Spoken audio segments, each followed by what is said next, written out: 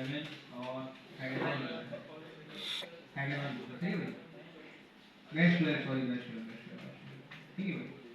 और इसको कर देते हैं नेक्स्ट। ये बोला प्रोजेक्ट का क्रिएट कर लो, मुझे यहाँ पे प्रोजेक्ट क्रिएट कर लो। बोला भाई क्लस्टर क्रिएट कर दूँ, आपको एक कंप्यूटर प्रोग्राम क्रिएट कर दूँ। क्लस्टर वाला क्या होता है हमारा कंप्यूटर। अच्छा भाई बोल रहा है कि भाई फ्री वाला चाहिए, कौन सा चाहिए, हम बोले भाई साहब फ्री वाला चाहिए। 512 MB स्टोरेज मिलेगी और रैम की होगी आपकी शेयर, आपका कंप्यूटर की होगा शेयर। अच्छा देखो यही देखो वापस से मैं बात को लेके आता हूँ। थोड़ी देर पहले हमने एक टॉपिक शेयर था रिंग वाला, कहाँ गया यार, डिलीट कर दिया। ये अरीब ने वर्सल को जाकर डिप्लॉयमेंट की तो वर्सल से क्या मिला, तो किराए के ऊपर सिस्टम मिला।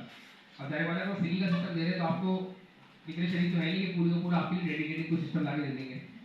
तो हमें ये फ्री वाला जो मुझे मिल रहा है ना, वो देखो क्या मिल रहा है मुझे, ये शेयर्ड रिसोर्स मुझे मिल रही है। यानी कि समझ लो उस एक कंप्यूटर के ऊपर बहुत सारे लोग होंगे और बहुत सारे लोग एक साथ को यूज कर रहे होंगे, बहुत सारे लोग उसकी रैम भी एक साथ यूज कर रहे होंगे। तो मोस्ट प्रोबेबली अगर सबके सब अगर अपने पीक पर है तो हो सकता है वो कंप्यूटर इंतहाई स्लो हो सकता है। फिर अगर मैं देखता हूँ फ्लेक्सिबल क्या कह रहा है भाई, 0.01 एक घंटे के लेगा कितने, 0.01 और उसी का 8 गुना बड़ा 0.08 लेगा। लेकिन वो देखो क्या है, क्या लिखा हुआ क्लियर, कोई शेयर स्पेस वो नहीं दी। मतलब मैं आपको आपका जाती कंप्यूटर ला के दूंगा, 2 GB रैम होगी उसकी और 2 CPU होंगे उसके अंदर, ये आपको आपका जाती मिलेगा। तो शेयर रिसोर्स आपको हमेशा क्या मिलती है भाई, आपको सस्ती मिलती है, ये आपको फ्री के अंदर मिलती है। ठीक है अच्छा अब इसकी स्टोरेज क्या है, 512 MB मेरे पास, 512 MB। अभी देखो प्रोजेक्ट प्रोजेक्ट बना दे आ रहा हूं मैं थोड़ा थोड़ा लेके ना। अब कोई प्रोजेक्ट कितने MB का होगा, कोई प्रोजेक्ट कितने MB का होगा, लेकिन मुझे पता है मैं ज़्यादा लर्निंग के लिए बना रहा होगा तो वही का बस यूज होता है, उसके उसका कोई यूटिलाइजेशन नहीं होती उसकी, तो ज़्यादा कोई हैवी इसमें डेटा नहीं हो सकता। हाँ जो मेरे पास हैवी होगा वो मेरे पास क्या होगा, हैवी मेगा डेटा होगा, लेकिन वो भी अच्छा खासा बाकी है। एक घंटे की चार्ज देगा मुझे जितना इस्तेमाल होगा। हाँ देखो क्या कह रहा है, on demand burst capacity for unpredictable traffic. ये कह रहा है देखो जब भी ट्रैफिक अगर बढ़ेगा तो हो सकता है वो कह रहा है कि मैं आपकी डिमांड के हिसाब से जो चीज़ों में बढ़ा भी दूँ। अच्छा फिर AWS मशीन लेनी है, गूगल क्लाउड के लिए Azure, ये तीन बेसिकली बहुत बड़े बड़े जायंट्स हैं। इसके अलावा और भी बहुत सारे प्लेटफॉर्म हैं, जैसे कि हमें एक नाम सुना वर्सल, वर्सल खुद भी इसी बेसिकली जंग के अंदर आ रहा है। डिजिटल ओशन इसका नाम काफी ज़्यादा मशहूर है।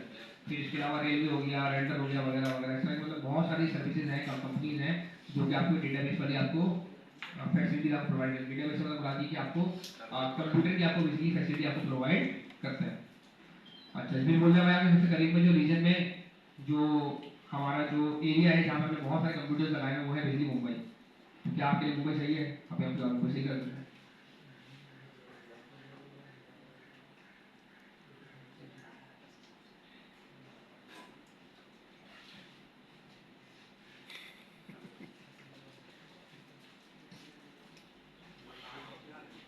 अच्छा जिसने मुझे भाई यूजर नेम दे दिया, मैंने यहाँ पर आगे रख दिया, इसने मुझे पासवर्ड दे दिया, मैंने यहाँ पर आगे इसको, अरे यार एम से शुरू होता है क्यू से खत्म होता है। ठीक है अच्छा जी फिर बोले कि कनेक्शन मैटर बोला क्रिएट कर दो डेटाबेस में, हाँ यार क्रिएट करो, इससे अच्छी आवाज होगी। बोलता है क्या कोई कनेक्शन का मेथड चूज करना है आपने, कि आप कोई कैसे कनेक्ट करोगे। तो ये पूरा तरीका वगैरह बोले भाई कंपास से कनेक्ट करना है या VS कोड से कनेक्ट करना है, कैसे कनेक्ट करना है, तो भाई VS कोड से कनेक्ट करना है। बोलता जानी ये है आपकी URI, ये छोटी वाली URI है, ये छोटी वाली URI चलो भाई छोटी वाली URI से मुझे दी है और हाँ अच्छा चलो ठीक है अच्छा ये भाई इसने मुझे URI वाला दे दी और ये कह रहा है कि भाई paste your connection string into your command palette वगैरह वगैरह सही है। अच्छा मैं चेक करता हूँ बाकी मुझे क्या क्या देता है, कंपास में मुझे क्या दे रहा है, कंपास में सेम दे रहा है और एटलीस्ट एसक्यूएल में हाँ असल चीज़ तो URI है ना, तभी मैं देखना चाह रहा हूँ कि बाकी में क्या क्या मिल रहा है। ये तो बेसिकली शेल की कमांड दे दी, चलो बस ये कह रहा है। तो भाई हमने ये कर लिया है और हम उसको बोलते डन। अब हमें क्लस्टर की तरफ लेके जा रहे हैं, किधर है क्लस्टर,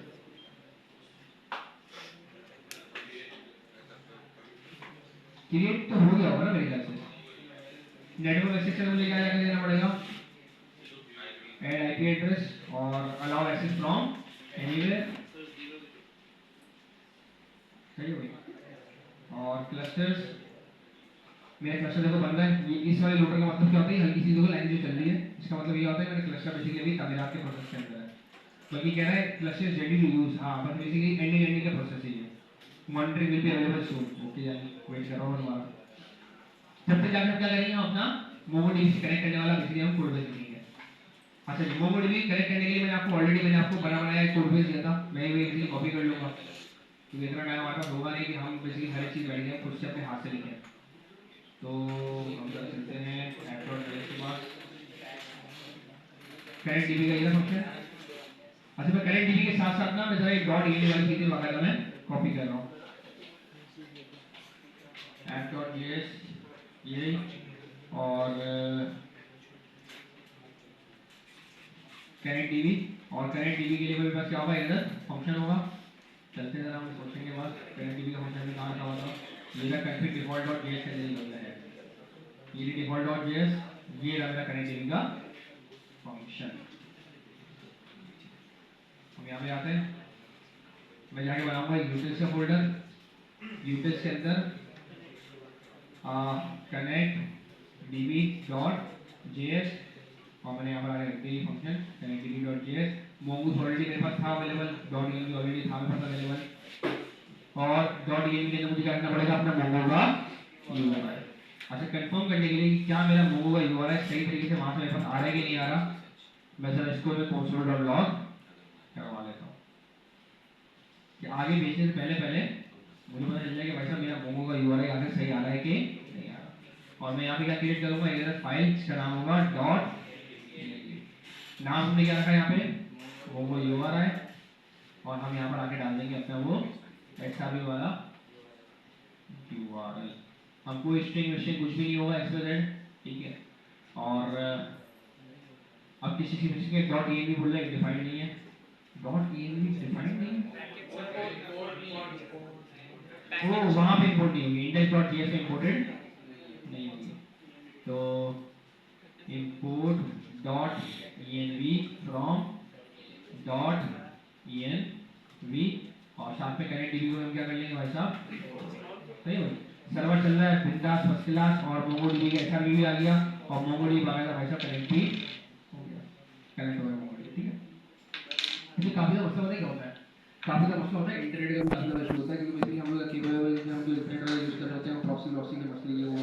मेरे पास काफी दफा ऐसा होता है कि मेरा डेटाबेस है ना, मेरे ज़ोम के जो क्या बोलते हैं उसको, डेटा कनेक्शन जो होता है हमारा, हाँ ज़ोम की डिवाइस वगैरह हो गई, या मेरा ज़ोम का मैं अपना स्टोर वगैरह मैं हॉटस्पॉट वगैरह बना लूँ तो मेरा मोबाइल भी कनेक्ट नहीं होगा, पता नहीं क्या मसला है।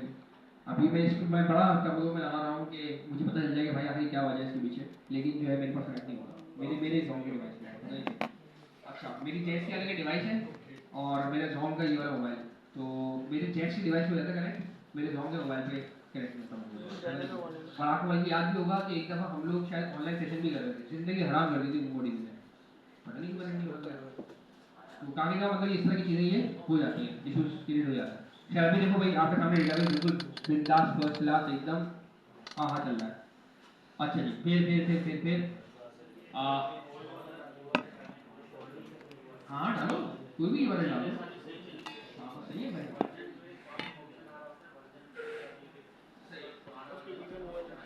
बस यार जो चीज़ आपकी सही चलनी चाहिए, देखो मेन चीज़ वो क्या है, मेन चीज़ है बेसिकली यूजर नेम और पासवर्ड। अभी आप पहले किसी भी यूआरएल के अंदर आप इसको चेक और डाल दो, क्या मतलब यूजर नेम और पासवर्ड भी आपको सही होना चाहिए। और मेरा मशवरा होगा आप लोगों को एक और, वो ये कि ये डेटाबेस वहाँ बनाने का वेट नहीं करना है भाई, हैकाथॉन के अंदर ना, हैकाथॉन के अंदर आपको हर एक चीज़ अगर पहले से रेडी होनी चाहिए।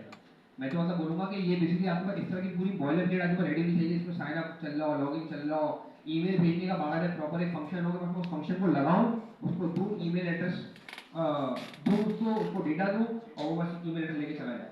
अभी हमने ईमेल एड्रेस वाला काम करना है इंशाल्लाह आज की क्लास के अंदर ही, तो अभी देखेंगे ईमेल एड्रेस वाला काम कैसे होता है। तो फिर उस फंक्शन को आपने समझने लगे तब उसको बेसिकली अपने पास स्टोर कर लो, क्या जहाँ ये ईमेल भेजनी है बस मैं इसी फंक्शन को लगाऊंगा और मेरी ईमेल फुल हो जाएगी स्पीड के अंदर। हाँ बिल्कुल ऐसे ही होता है। हम मतलब भाई कोड किसी भी इंसान को याद नहीं होता। मैं खुद बहुत सारा कोड मेरा कॉपी पेस्ट ही कर रहा हूँ, यही नॉर्मल एक तरीके का होता है, कॉपी पेस्टिंग ही होती है, क्योंकि आपको एग्जैक्ट आपको सिंटेक्स थोड़ी याद रहेगा हर बार यार। अगर जावा सिंटेक्स सिंटेक्स याद होगा वो मतलब नहीं और ऑर्डिनल सिंटेक्स याद करेंगे, लेकिन आपको बस पता होना चाहिए ये काम इसी तरीके से बेसिकली पॉसिबल है। अच्छा जी, वापस आते हैं स्टैंडर्ड हेडर की तरफ हम गए। अब भाई मुझे अगर मेरा मतलब है मुझे डेटा मिल रहा है तो मुझे क्या करना पड़ेगा, मुझे बेसिकली स्कीमा क्रिएट करना पड़ेगा एक अंदर, जो कि मुझे एक खास तरीका बताएगा कि भाई मेरे डेटाबेस के अंदर कौन कौन सी चीज़ें आखिर जानी है, और फिर मैं उस स्कीमा की मदद से अपने डेटा को अपने एपीआई से डेटाबेस की तरफ भेजूंगा। तो स्कीमा क्रिएट करने का है भाई साहब मॉडल की तरफ। तो मॉडल के अंदर मैं आके बोल देता हूँ कि भाई मुझे जो है वो यूजर स्कीमा क्रिएट करना है, यूजर स्कीमा डॉट जेएस। अब मुझे बेसिकली स्कीमा का मुझे वो कोड बेस चाहिए कि मोमोज डॉट मॉडल करके बगल में पूरी पूरी चीजें क्रिएट करें। भाई मुझे उसका मुझे भाई सिंटैक्स याद नहीं है। अब दो ऑप्शन है मेरे पास, एक ऑप्शन तो ये है कि भाई मैं इनकी सीरीज में आके डॉक्यूमेंटेशन खोलूं और फिर डॉक्यूमेंटेशन आके गो थ्रू कर लूं। दूसरा ऑप्शन बस क्या है कि भाई मेरे पास अगर मेरे पास ऑलरेडी मेरे पास कोड बेस ऑलरेडी रेडीमेड रखा हुआ है तो भाई मैं जाकर उसको आके यूटिलाइज करूंगा, वहां से आके स्कीमा आके कोड कॉपी करूंगा, यहां जाके पेस्ट करूंगा। अगर मेरे पास अगर एरर आता है मेरे पास तो मैं फिर जाके फॉर्म जाके डॉक्यूमेंटेशन जाके चेक करूंगा कि कहीं ऐसा तो नहीं कि नए वर्जन के अंदर कोई जाके अपडेट कर दिया। तो हम यहाँ पे आते हैं, हम ये आते हैं भागते हैं मॉडल के पास, कॉन्फ़िग बंद करो मॉडल्स, और मॉडल्स के अंदर जाके मेरे पास ऑलरेडी यूजर्स का बना हुआ है रजिस्ट्रेशन के नाम से, ये चाहिए कि मैंने PQR मैंने आगे कॉपी किया इसको और मैंने आगे इसको पेस्ट कर दिया। अच्छा जी, अभी बेसिकली पढ़ा ये पिछली इसमें कुछ थोड़ी एडवांस की चीज़ें भी हुई है, इंडेक्सिंग अभी मैंने पढ़ा नहीं है, शुरू में पढ़ना है, तो जब वो आएगा तो मैं इंशाल्लाह आपको बताऊंगा उसके बारे में। फिलहाल मैं इसके अंदर से सारी फालतू चीज़ें खत्म करके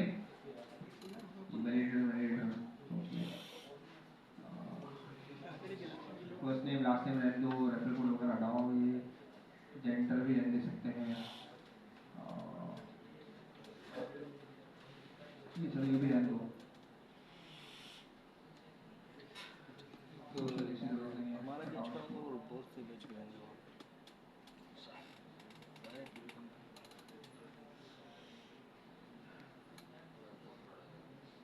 ओटीपी रहने दो, ये मैं काम करना है ओटीपी वाला भी होना है, इज वेरीफाइड इस एडमिन भी रह सकते हैं, इस वेरीफाइड भी रहने देता हूँ कि उससे पता लगेगा कि हमारी वेरिफिकेशन हुई है कि नहीं हुई है ओटीपी की।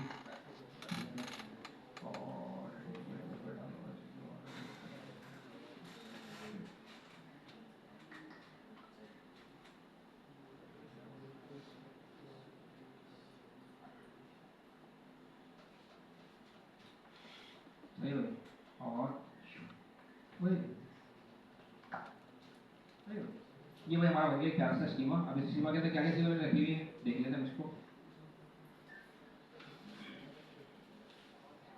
हमने मोगो से तो भाई हमने स्कीमा लिया और स्कीमा के अंदर बोला भाई यूजर नेम भाई साहब मेरा स्ट्रिंग होगा, रिक्वायरमेंट मेरे को चाहिए हर बंदे का यूजर नेम यूनिक होना चाहिए, मेरे को चाहिए ईमेल एड्रेस स्ट्रिंग होगा, रिक्वायर्ड चाहिए यूनिक होना ही चाहिए, लोअर केस के अंदर में स्टोर करना, ऐसा ना हो कि तुम किसी यूजर नेम को लोअर केस में डाल रहे हो, किसी को तुम कैपिटल लेटर में डाल रहे हो। अच्छा ये वाली गलती देखो मैंने यहाँ भी की हुई है, ये वाली गलती मैंने यहाँ भी की हुई है। ये वाली चीज़ मुझे करनी चाहिए कि मुझे यूजर नेम को हमेशा क्या करना चाहिए भाई साहब लोअर केस के अंदर मुझे स्टोर करवाना चाहिए। और ये ब्लेंडर हुआ भी है मेरे साथ मेरे प्लेटफॉर्म पे कि कुछ यूजर नेम जो है ना किसी का कैपिटल लेटर में चला गया, किसी का स्मॉल लेटर में चला गया। अब मुझे बैठ के मुझे स्क्रिप्ट चलानी पड़ेगी सारे टाइम के अंदर कि जितने भी कैरेक्टर को सबको स्मॉल करो। अब स्मॉल के अंदर फिर एक और मसला हो सकता है कि भाई हो सकता है कि सेम नाम के 2-3 बंदे भी निकल आए, फिर मुझे उनके आगे कुछ ना कोई 1 2 3 4 मुझे करके लगाना पड़ेगा, फिर मुझे नोटिफाई करना पड़ेगा भाई साहब मैंने आपका यूजर नेम चेंज किया तो बोलना चाहिए। तो ये बेसिकली मुझे शुरुआत में टैकल करना चाहिए था, लेकिन मेरी मिस्टेक है कि मैंने इसको टैकल मैंने नहीं किया। तो ये सारी चीज़ें बेसिकली हमें सोचनी पड़ती हैं करने से पहले पहले। हाँ बिल्कुल सोचना पड़ता है ये। अभी हमारी इंशाल्लाह भी आगे वाली और भी कुछ चीज़ें वगैरह चलेंगी जिसमें बाकायदा देखेंगे कि अगर हम मॉडल्स क्रिएट करते हैं हमें क्या क्या चीज़ें हमें सोचनी पड़ती है। हमें कैसे सोचना पड़ता है कि भाई रिलेशन हमें कहाँ बनाने पड़ेंगे, हमें एक मॉडल को कितना ज़्यादा हैवी बनाना है कितना ज़्यादा हल्का बनाना है, ये सारी चीज़ें सोचनी पड़ेंगी उसके टाइम पर। हम देखेंगे इंशाल्लाह आगे। ऐसे ही है। फिर पासवर्ड मैंने इसमें बता दिया भाई कम से कम हमें रिक्वायरमेंट क्या है 8 कैरेक्टर। मेरा फर्स्ट नेम रिक्वायर्ड चाहिए भी चाहिए, लास्ट नेम चाहिए। जेंडर बाय डिफॉल्ट मैंने कह दिया कि भाई प्रेफर नॉट टू से, अगर कोई बंदा बताएगा मेल फीमेल या बताने नहीं चाह रहा एक्सपेक्टेड। अच्छा मैंने इसको मैंने रिक्वायर्ड टेबल कोई प्रूफ मैंने नहीं लिखा हुआ इसको। डेट ऑफ बर्थ आगे जाके आ सकती है मेरे पास, कंट्री आ सकता है, सिटी आ सकता है, डिस्क्रिप्शन वगैरह ये वो, प्रोफाइल पिक्चर वगैरह वगैरह वगैरह, बहुत सारी मैंने चीज़ें डाली हैं। और मैंने इसके अंदर 3 काम की चीज़ें डाली हैं OTP से रिलेटेड। मैं कहता हूँ जब भी कोई बंदा साइनअप करने के लिए आएगा ना, तो फिर मुझे उसकी वेरिफिकेशन करनी है कि भाई साहब ये बंदा आखिर ऑथेंटिक है कि नहीं है, ये बंदे ने जो ईमेल एड्रेस डाला है ये सच में इसका ईमेल एड्रेस है या नहीं है। जी दोस्तों सर ये OTP तो वन टाइम यूज होता है ना सर? हाँ बिल्कुल उसको डेटाबेस में भी डालना है। जी, उसको भी डेटाबेस के अंदर डाला हुआ है। उसको चलो आसान करते हैं इसको। आपका नाम क्या है? जाकिर। जाकिर भाई आए हायरिंग माइन के ऊपर और कहते हैं कि मुझे अपना अकाउंट क्रिएट करना है। आप जैसे जाकिर भाई ने साइनअप किया तो मैंने देखा कि ईमेल एड्रेस तो है बिल्कुल सही है, ज़बरदस्त, पासवर्ड वगैरह भी है, नाम वगैरह सब कुछ है। मैंने इनका जाके एक यूज़र के डेटाबेस में जाके एक यूज़र क्रिएट कर दिया। लेकिन मुझे एक बात का डाउट है कि जाकिर ने ईमेल एड्रेस हो सकता है अब्दुल्ला का यूज़ किया हो। तो मैंने जाकिर को ये कहा कि जाकिर मैंने आपके ईमेल एड्रेस पे एक OTP की नोटिफिकेशन भेजा है, एक OTP होगा उसके अंदर, आप प्लीज़ मुझे बता सकते हो कि वहाँ पे OTP क्या है? क्योंकि अगर आपका ईमेल एड्रेस होगा तो आप मुझे ईमेल पे आके देख के बता सकते हो। अगर सच में अब्दुल्ला का ईमेल एड्रेस है तो अब्दुल्ला के पास ईमेल जाएगा और अब्दुल्ला बोलेगा कि ईमेल मेरे पास कैसे आया, लेकिन फिर वो ईमेल एड्रेस कुछ करेगा नहीं और वो उसको स्पैम समझ के उसको इग्नोर मार देगा, यानी कि आप तक OTP नहीं पहुँच सकता अगर ये सच में अगर आपका ईमेल एड्रेस नहीं है। अब आप एक नई स्क्रीन पे गए जहाँ पे वो कैरेक्टर सेक्शन में आने के भाई 6 कैरेक्टर का मैंने आपको OTP भेजा, आप प्लीज मुझे बताओ वो क्या है। अब आप बताओ कि मैं अगर इस OTP को मैं डेटाबेस में आके स्टोर ना करूँ कि भाई मैंने आपको 1 2 3 5 6 भेजा है, तो आप जब मुझे कोई भी कैरेक्टर भेजते हो सामने से, आप लिख के भेजते हो मुझे 7 8 9 10 11, तो मैं कैसे वेरीफाई करूंगा कि ये वही OTP है जो मैंने इसकी ईमेल एड्रेस पे भेजा था? क्या तरीका है मेरे पास? सर ये उसी कंट्रोलर के अंदर काम नहीं हो रहा होगा जहाँ पर हमने उसको OTP भेजा था फ्रंट एंड पर। उसी कंट्रोलर API तो कॉल हो गई, चली गई, API कॉल हुई, आपने साइन अप की API आपने कॉल की, उसका रिस्पांस आपको ये मिला कि your account has been created and you are sent an OTP notification, please tell me that OTP number. API तो चली गई, खलास हो गई। अब आप मुझे OTP वापस लौटाओगे तो मैं उस OTP को आपने वेरीफाई किस नंबर से करूँ? समझ आया भाई? कोई ना कोई वेरिफिकेशन का प्रोसेस होगा ना। आपने मुझे OTP वापस लौटाया तो मुझे याद कैसे रहेगा कि यार मैंने इसको 1 2 3 5 6 भेजा है? मुझे कैसे याद रहेगा? अकलमंदी ये होगी कि जब मैं साइन अप करवा रहा हूँगा तो मैं जैसे साइन अप से आपकी फारिग हो जाऊंगा तो मैं आपको बोलूंगा जानी मैंने आपको OTP भेजा है, और मैं साथ में उस OTP को आपके यूजर के डेटाबेस में जाके स्टोर भी करवा दूंगा, ताकि कल का जब आप मुझे OTP वापस दो तो फिर मैं क्या करूँ, मैं फिर आपके इस डेटाबेस वाले OTP से उसको क्या करूँ, वेरीफाई करूँगा कि क्या इस बंदे ने हमें सेम OTP भेजा कि नहीं भेजा। अगर इस चीज़ को करेंगे तो इंशाल्लाह और क्लियर हो जाएगा। सर ये वारंट क्लियर भी करता है हाँ, हम उस OTP को भले रहने भी दे तो कोई फर्क नहीं पड़ता। क्या फर्क पड़ेगा? नहीं, कोई तरह कोई खास फर्क नहीं पड़ेगा। दूसरा ये चीज कि हम उस OTP को बाकायदा कुछ टाइम के बाद क्या करवा देंगे, एक्सपायर करवा देंगे। कि ऐसा ना हो कि 5 दिन के बाद ही आ रहे भाई साहब मुंह उठा के, या फॉर एग्जाम्पल अब्दुल्ला का कोई बहुत सा डिग्री दोस्त था तो ये वेट कर रहे हैं कि यार जब ये मुझे कॉलेज के अंदर मिलेगा, जब ये मुझे यूनिवर्सिटी के अंदर मिलेगा, जैसे मुझे इसका ईमेल एड्रेस खुला हुआ दिखेगा तो मैं वहाँ जाके इसका ईमेल एड्रेस खोल के स्पैम के अंदर जाके OTP का नोटिफिकेशन निकाल के फिर वहाँ जाके OTP का पासवर्ड डाल दूंगा। तो हम बेसिकली OTP एक्सपायरी का टाइम ही रखेंगे 10 सेकंड, 10 मिनट, सॉरी 10 सेकंड तो बहुत कम हो जाता है, 10 मिनट, कि भाई 10 मिनट के अंदर भाई OTP आपका क्या हो जाएगा, एक्सपायर हो जाएगा। ताकि अगर ये 10 मिनट के अंदर में अब्दुल्ला का ईमेल एड्रेस एक्सेस कर ले तो भाई सही सारी बात है, ये इसकी अटकबंदी है कि इसने भाई कैसे एक्सेस कर लिया। लेकिन 10 मिनट के बाद हम इसका वो OTP क्या कर देंगे भाई साहब, एक्सपायर कर देंगे। क्लियर? सर फिर ये फील्ड्स रहेंगी एंड तक ही, जब तक हाँ रहे, भले क्या फर्क पड़ता है, आप हटाना भी चाहो फील्ड हटा सकते हो, लेकिन हमें इतना भी मतलब क्या करना है उसका हटा के, खैर वो तो क्या फर्क पड़ता है। अच्छा मेरे तो खैर OTP का काम भी ना हाँ मैंने 2 काम किए, एक ही OTP वाला है, दूसरा एक और चीज हमने ये किया है कि हमने बेसिकली मोबाइल की वेरिफिकेशन भी की है। तो सेम इसी तरीके से हम बेसिकली मोबाइल की वेरिफिकेशन वाला काम भी करते हैं। लेकिन वो क्या सीन होता है, वो बेसिकली ईमेल की जगह वो क्या होता है, बेसिकली मोबाइल पे आपका बेसिकली मैसेज जाएगा। और उसको भी देखो, मैं अगर आपको दिखाऊँ, मैंने यहाँ से मैंने बंद कर दिया, मैं आपको यहाँ पे दिखाऊँ तो आपको दिखेगा सेम ये वाली चीज़ की हुई है एग्जैक्टली। करेंगे अगर वो हमें देगा नहीं दिया ये रहा मोबाइल नंबर और mobile right same to same उसी के पूरा मोबाइल नंबर क्या होगा आपका भी वैसे होगा। अब देखो किसी ने काम की देखो चीज़ जहन में आई, तो मोबाइल की एक्सपायरी वाला तो काम नहीं होगा। देखो ब्लेंडर, अनदर ब्लेंडर दिखना चाहिए। अब मैं आगे तो लोड करूँगा, फिर मैं प्रैक्टिस को आगे सॉल्व करूँगा कि भाई मोबाइल की एक्सपायरी हो ना, एक 5.5 दिन के बाद जाके कोई बंदा अगर कोई नंबर डाल देता तो लेसन सीन है। खैर वापस आता है तो ऐसे बेसिकली हमने यहाँ पे TOTP का हमने ऑप्शन दिया हुआ था। हाँ टू फैक्टर ऑथेंटिकेशन का ये इसलिए हमें बंद करना है क्योंकि वो लोग जो है ना हमारे बड़े अजीब वाले वो पिछले TOTP को ना सेटिंग से पता नहीं उनको क्या चीज़ है, वो क्या करते हैं पागलापन, वो TOTP जाके ऑन करते हैं, QR कोड को स्कैन नहीं करते, TOTP को ऑन कर देते हैं और लॉग आउट कर देते हैं।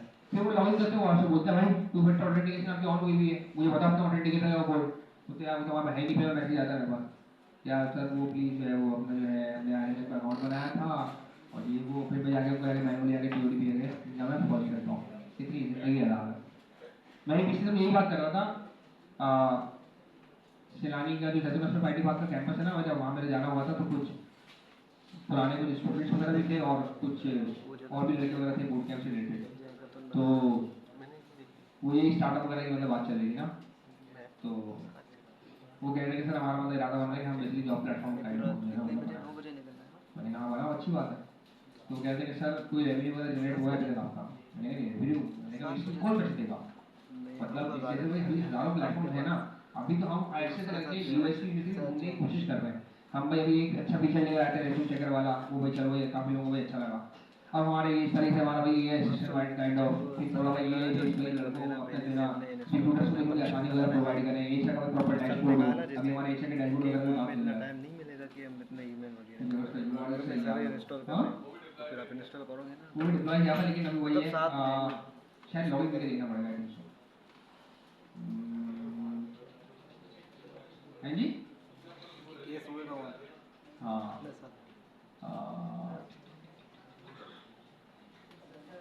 कॉल किया उसको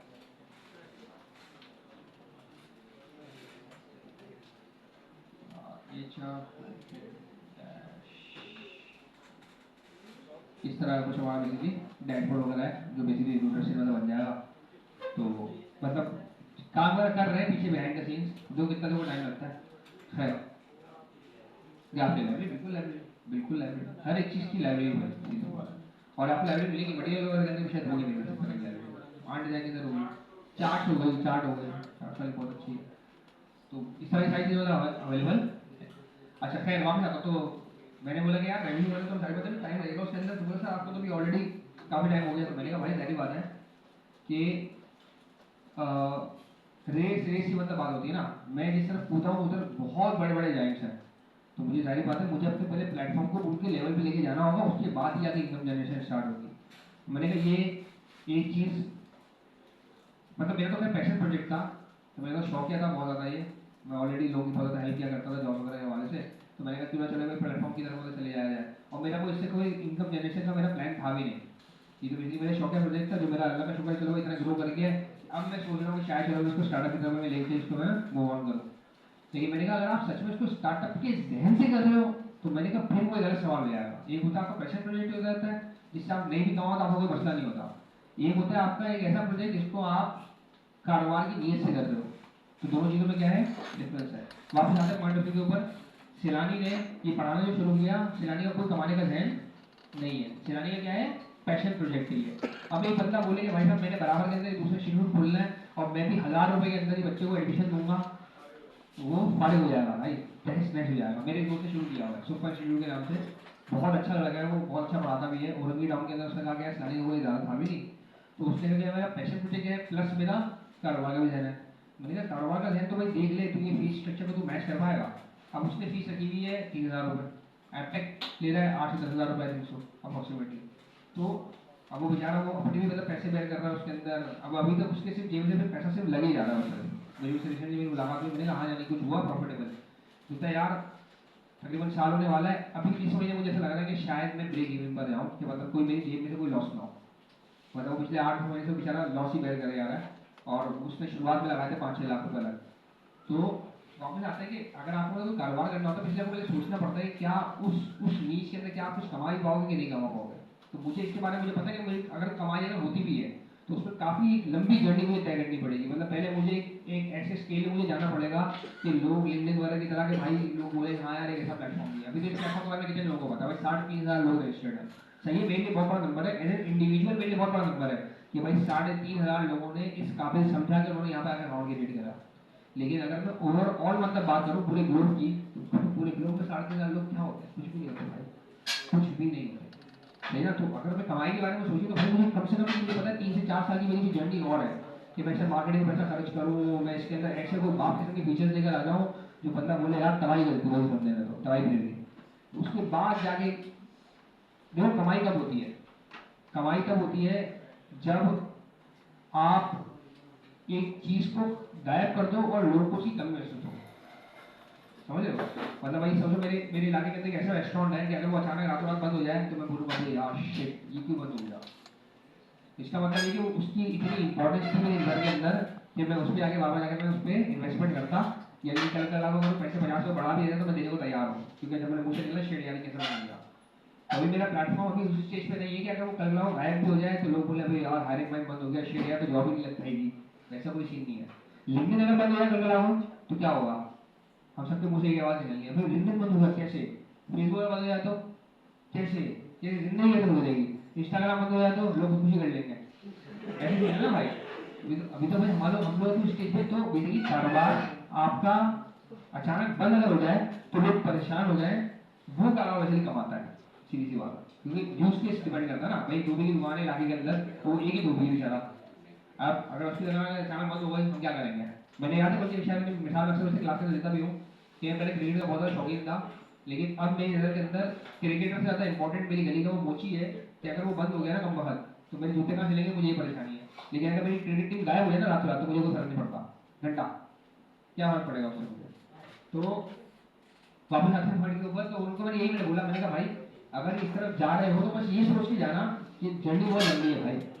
इससे ज़्यादा अच्छा ये है कि आप कोई स्कूल का एलएमएस बना लो जो आप किसी स्कूल वाले के आकर जाके भेज सको, आप जाकर उसको जाके पिच करो कि भाई देखो यार ये मेरा एलएमएस है, इससे तुम्हें देखो ये सारी किस्म की चीज़ें हैं, तो मैं सोच सकता आपको इस तरह वो हो सकता है आपको जल्दी आपको खरीद भी ले, वो कुछ पैसा वगैरह भी देते, मेंटेनेंस के चार्ज वगैरह देते, फिर अगर आपका एक अगर आपका स्कूल हो जाता तो आप किसी दूसरे स्कूल में जाकर बेचो, तीसरे स्कूल में जाकर बेचो।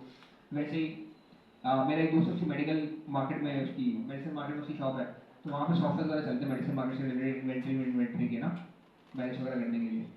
तो बेसिकली उसकी होती है कि भाई या कुछ आपको में कुछ पेमेंट देनी पड़ेगी, 30-40 हज़ार रुपये का सॉफ्टवेयर होगा, फिर उसके बाद मेंटेनेंस चार्जेस होंगे मंथली 10,000 रुपये, 8,000 रुपये या 15,000 रुपये कुछ तरीके से।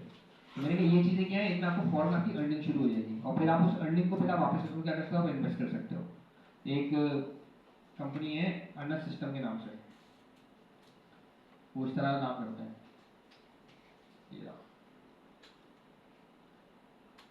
ये लोग हैं, ये बेसिकली मेडिसिन मार्केट वगैरह वालों को ना ये बेसिकली अपने सॉफ्टवेयर और अपने टूल्स वगैरह बेचते हैं। इनका सबसे लोकल वाला ये वाला होता है, सबसे सस्ता वाला, देखो शक्ल से सस्ता लग रहा है, फिर ये थोड़ा सा ये अच्छे वाला है, ये थोड़ा सा ये और अच्छे वाला है, ये तो इस तरह के बेसिकली उन्होंने बना के रखे हैं। खैर पता नहीं कहाँ से कहाँ निकल गए, वापसी आते हैं पॉइंट के ऊपर। तो ब्राउज सिलेक्शन, हाँ मैं बात ये कह रहा था कि एवरेज भाई दिन रात की मतलब ऊपर से दिमाग खोटी अलग, क्योंकि दिन रात तो लोग कोई मैसेज कर रहे होते हैं, कभी क्या कभी क्या, कभी कोई क्या पकड़ के लेकर आता है, उससे भाई सब ये चीज़ नहीं चल रही, जाके बैठ के सही करना पड़ता है। तो भाई एक मतलब वो तो है आग का दरिया वाला मिसाल यहाँ पर आ जाएगी, आग का दरिया में डूब के जाना है, तो चीज़ मतलब मुश्किल होती है, लेकिन बंदे से मतलब कोशिश ये करें हाँ स्टार्टअप करेगा तो स्टार्टअप है यार, अगर चल गया तो वो चांटा है, जैसे बाकी के साथ हुआ बाइक या ये वो। अच्छा भाई डेटा मेरा बन गया है, अब मुझे क्या करना है भाई, मेरा मॉडल मेरा क्रिएटेड है, अब मुझे इसके अंदर क्या भेजना है भाई साहब, अपनी मर्जी का मुझे डेटा वगैरह मुझे इसके अंदर स्टोर करना है। अब भाई वहाँ डेटा स्टोर करने के लिए मेरे को कमांड याद करके तो बैठा हुआ नहीं होगा खुद इसकी, तो मैं क्या करूँगा, मैं सीधा सीधा भाई मेरे पास ऑलरेडी मेरा कोड बना हुआ होगा कि भाई आखिर में कैसे अपना डेटा भेज सकता हूँ, कैसे अपना डेटा गाइड कर सकता हूँ, मैं ये सारी बिजली पूरी अपनी लगाना स्टार्ट कर दूंगा। मैं यही आता हूँ अपनी पूरी के पास एक कंट्रोलर होगा यहाँ पे बना हुआ मॉडल्स और कंट्रोलर के अंदर ऑथ, यहाँ पे होगा मेरे पास साइन अप, ये रहा साइन अप। अच्छा जी,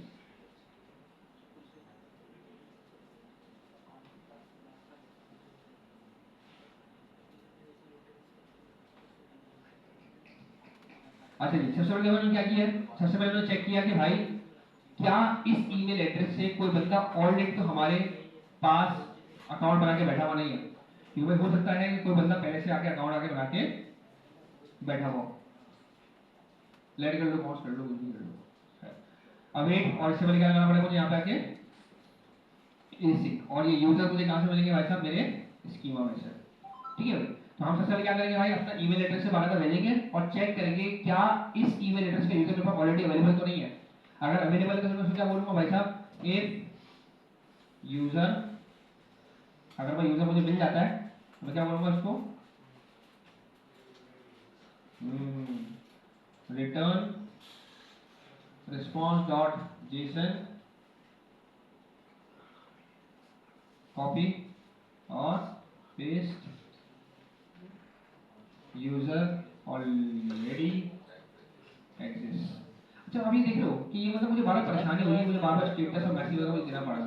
तो इसके लिए भी हमने क्या सोल्यूशन निकाला था कि हम बेसिकली अपने हमेशा पॉजिटिव रिस्पॉन्सेज और एरर वाले रिस्पॉन्सेज हम इनके लिए क्या कर लेंगे, क्या फंक्शन क्रिएट कर सकता है कि भाई बाय डिफॉल्ट हमेशा मेरी सेम चीज बेसिकली जाए। कभी मैं स्टेटस भेज रहा हूँ, कभी मैं नहीं भेज रहा, कभी मैं मैसेज भेज रहा हूँ, कभी मैं नहीं भेज रहा, कभी मैं एरर भेज रहा हूँ, कभी मैं नहीं भेज रहा। तो ये चीजें क्या होती है, ये चीजें हमारे लिए बड़ी नुकसानदेह हमारे लिए साबित हो सकती है। तो इसके लिए मेरे पास ऑलरेडी एक फंक्शन बना हुआ है, मैं यहीं पर ही कॉपी पेस्ट कर देता हूँ ताकि आप लोग उसको यूटिलाइज कर लोगे। सेंड एरर रखता हूँ,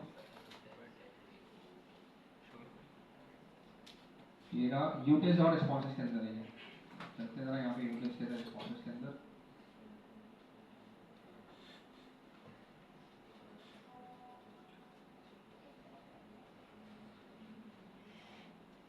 सेंड एरर और सेंड सक्सेस, कॉपी। हाँ भाई बैकएंड ज़्यादा बड़ी हो गई है यार अपना फ्रंट एंड के मुकाबले, बैकएंड बहुत ज़्यादा बड़ी हो गई है। मतलब बैकएंड ऐसा है कि फ्रंट एंड तो बंदा एक टाइम आता है कि बंदा कंप्लीट सीख लेता है, लेकिन बैकएंड में भाई बहुत बड़ी जिंदगी है, बहुत बड़ी जिंदगी है। मतलब हमारा वैसे इख्तलाफ रहता है इस लानी से, इसको मेरी बात खास तौर पे वो कहते हैं कि फ्रंट एंड में ज़्यादा टाइम लेते हैं ये लोग और बैकएंड में कम टाइम लेता है।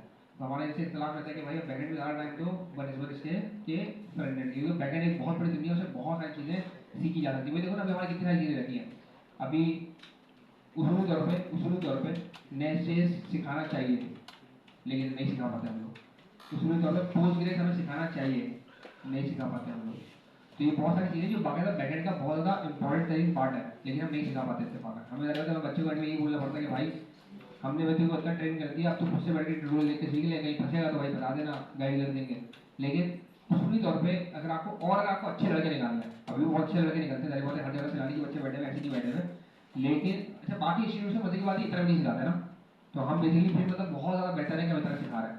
लेकिन हाँ मेरा मतलब ये मानना ये कि इससे और ज़्यादा बेहतर होना चाहिए। जैसे भाई अभी 14 महीने का कोर्स हुआ तो हो सकता है हम इसको 18 महीने में लेके जाते हैं, लेकिन हमें और ज़्यादा चीज़ सिखाते हैं। वो अलग बात है कि बच्चा अच्छा इनको भी एक मसला होता है, इनको बेसिकली पता परेशानी क्या होती है, जो इनका भी पॉइंट ऑफ व्यू है वो इनका सही है। वो ये कहते हैं कि यार बच्चों की जो वो है ना स्ट्रेंथ है बहुत ज़्यादा वो कम हो जाती है एंड में आते आते। अच्छा हमारी बात चलो अभी इतने लड़के रह गए, अगर अभी मैं आपको और सेशन की हालत दिखाऊँ ना भाई, मुश्किल 10 बच्चा बैठा होता है क्लास के अंदर, एंड में आगे ना मुश्किल 10 बच्चा बैठा हुआ है, वो आगे की 2-3 रोज बैठी नहीं है, खत्म कर लास्ट। तो अब वो बोलते हैं कि यार हम जाहिर बात है टीचर को इतना पे कर रहे हैं, अच्छा हमें मतलब माशाल्लाह इनको अच्छा पे करते हैं, सही है, और जाहिर बात है अच्छा वो इसी से पे करते हैं, वो देखते हैं कि हाँ भाई चलो यार भाई बंदे भाई काम कर रहे हैं मार्केट के अंदर, क्योंकि इनका वो एक्टिव वाला सीन तो है नहीं, किसी बच्चे यहीं से पकड़ लो यहीं पे टीचर रख दिया उसको, चल मेरा बच्चा यहीं पर आ जा, कहीं पे नौकरी मिलती तो नहीं है, यहीं पढ़ा ले बच्चे काम कर। तो वो वाला सीन होता नहीं है भाई, इंटरव्यू भी होते हैं हमारे, डंडे भी चल रहे होते हैं, हमसे बाकायदा रिपोर्ट भी ले रहे होते हैं, बच्चों से अलग ही मालूमात कर रहे होते हैं, रिसेप्शन से अलग पूछ रहे होते हैं, तो डंडा भी इतना भरपूर चल रहा होता है हर हवाले से।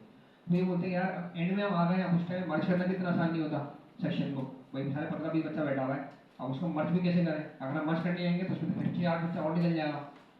तो फिर ये बोलते हैं यार बस कोर्स को माइंड ऑफ करने वाली गाड़ी करो, 14 महीने में आपको दे दिए ना, बस बस सही है और बस नया कोर्स लॉन्च करना है। इनको पता होता है कि बच्चा इतना ट्रेन हो चुका है कि वो ऑलरेडी मार्केट में आके वो इजीली बैठ सकता है। लेकिन जाहिर बात है हम ये चाहते हैं कि यार बच्चा और अच्छे स्टेज पे जाके बैठे, तो उस वजह से थोड़ा एक अनबन रहता है। तो मैं वापस आता हूँ पॉइंट के ऊपर कि भाई बैगेज मतलब बहुत बड़ी दुनिया है, बहुत ज़्यादा बड़ी दुनिया है, ना खत्म होने वाली। अच्छा खैर, तो मैं यहाँ पर आके यूटिलिटी से अंदर ही आके एक responses.js की फाइल बना लेता हूँ, responses.js, और मैंने यहाँ पर आके रिस्पॉन्सेज रख दिए सेंड एरर के भी और सेंड सक्सेस के भी। अच्छा इंजेक्शन वाला मैंने कुछ काम किया हुआ था इसके अंदर, तो ये वैसे मैं हटा देता हूँ, ये हमारे किसी काम का नहीं है फिलहाल।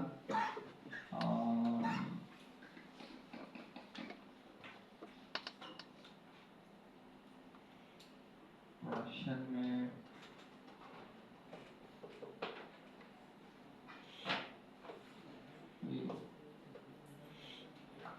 बैठाओ,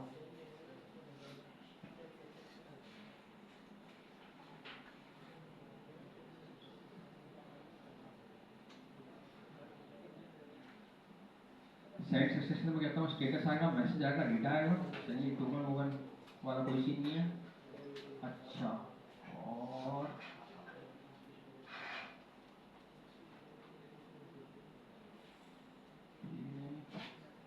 ये भी नहीं।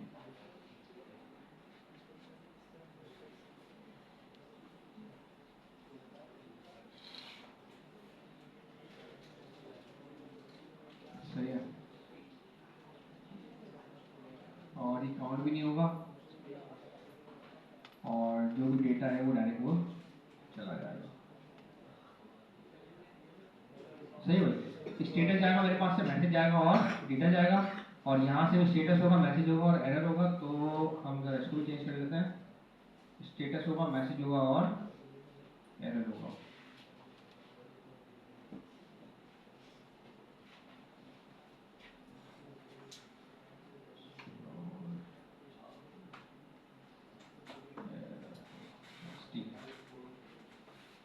सही भाई,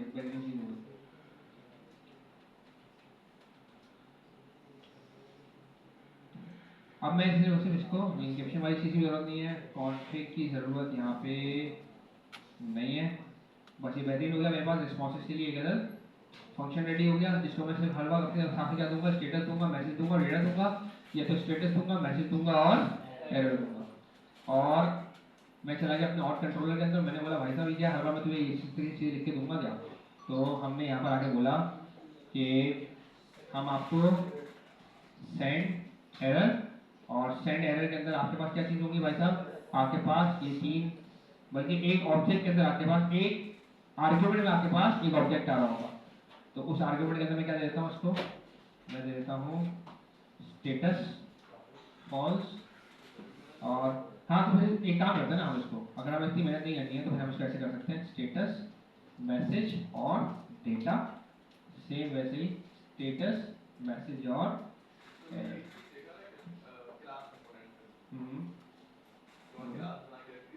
हाँ हाँ, हम क्लास में कर सकते हैं, फर्क नहीं पड़ता। क्लास में क्या है, एक तरीके से क्लास की रिप्लेसमेंट ही आएगी ना फंक्शन, एक चीज़ है। अच्छा, मैं इसको स्टेटस भेज दूँगा फॉल्स, और मुझे मैसेज क्या भेजना था इसको, all fields are required, response जी। हाँ, ये भी कर सकते हैं, लेकिन रिस्पॉन्स एक मसला है ना, भाई ने बड़े अच्छे सवाल किए, बहुत अच्छा पॉइंट है इसके भाई ने, कि फिर रिस्पॉन्स डॉट जेसन में ही बना दो, फिर मुझे फंक्शन कॉल करना पड़ता। लेकिन एक बात याद रहे कि रिस्पॉन्स हमें हमेशा कंट्रोलर के अंदर अवेलेबल होता है, हमें वो नॉर्मल फंक्शन के अंदर अवेलेबल नहीं होता। फिर मुझे पूरा रिस्पॉन्स उठा के यहाँ से वहाँ पे ऐसा फंक्शन के अंदर ऐसा पैरामीटर भेजना पड़ेगा।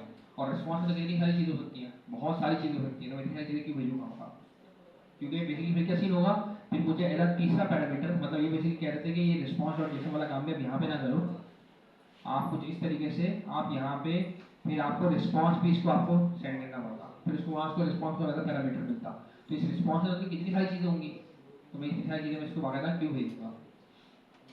अच्छा, फिर मैं यहाँ पर भी ये कर सकता हूँ, ये वही चीज़, सेंड एरर की जगह सेंड, क्या सेंड सक्सेस था, सेंड सक्सेस, और सेंड सक्सेस को मुझे क्या देना है, स्टेटस ट्रू, तो नहीं अभी भी ये वाला भी एरर ही है, कि भाई ऑलरेडी ईमेल क्या हुआ है इस बंदे का बना हुआ है, तो सेंड सक्सेस की जगह मैं इसको भेजूंगा सेंड एरर फॉल्स, और मैं इसको मैसेज भेज दूंगा कि your email is already access.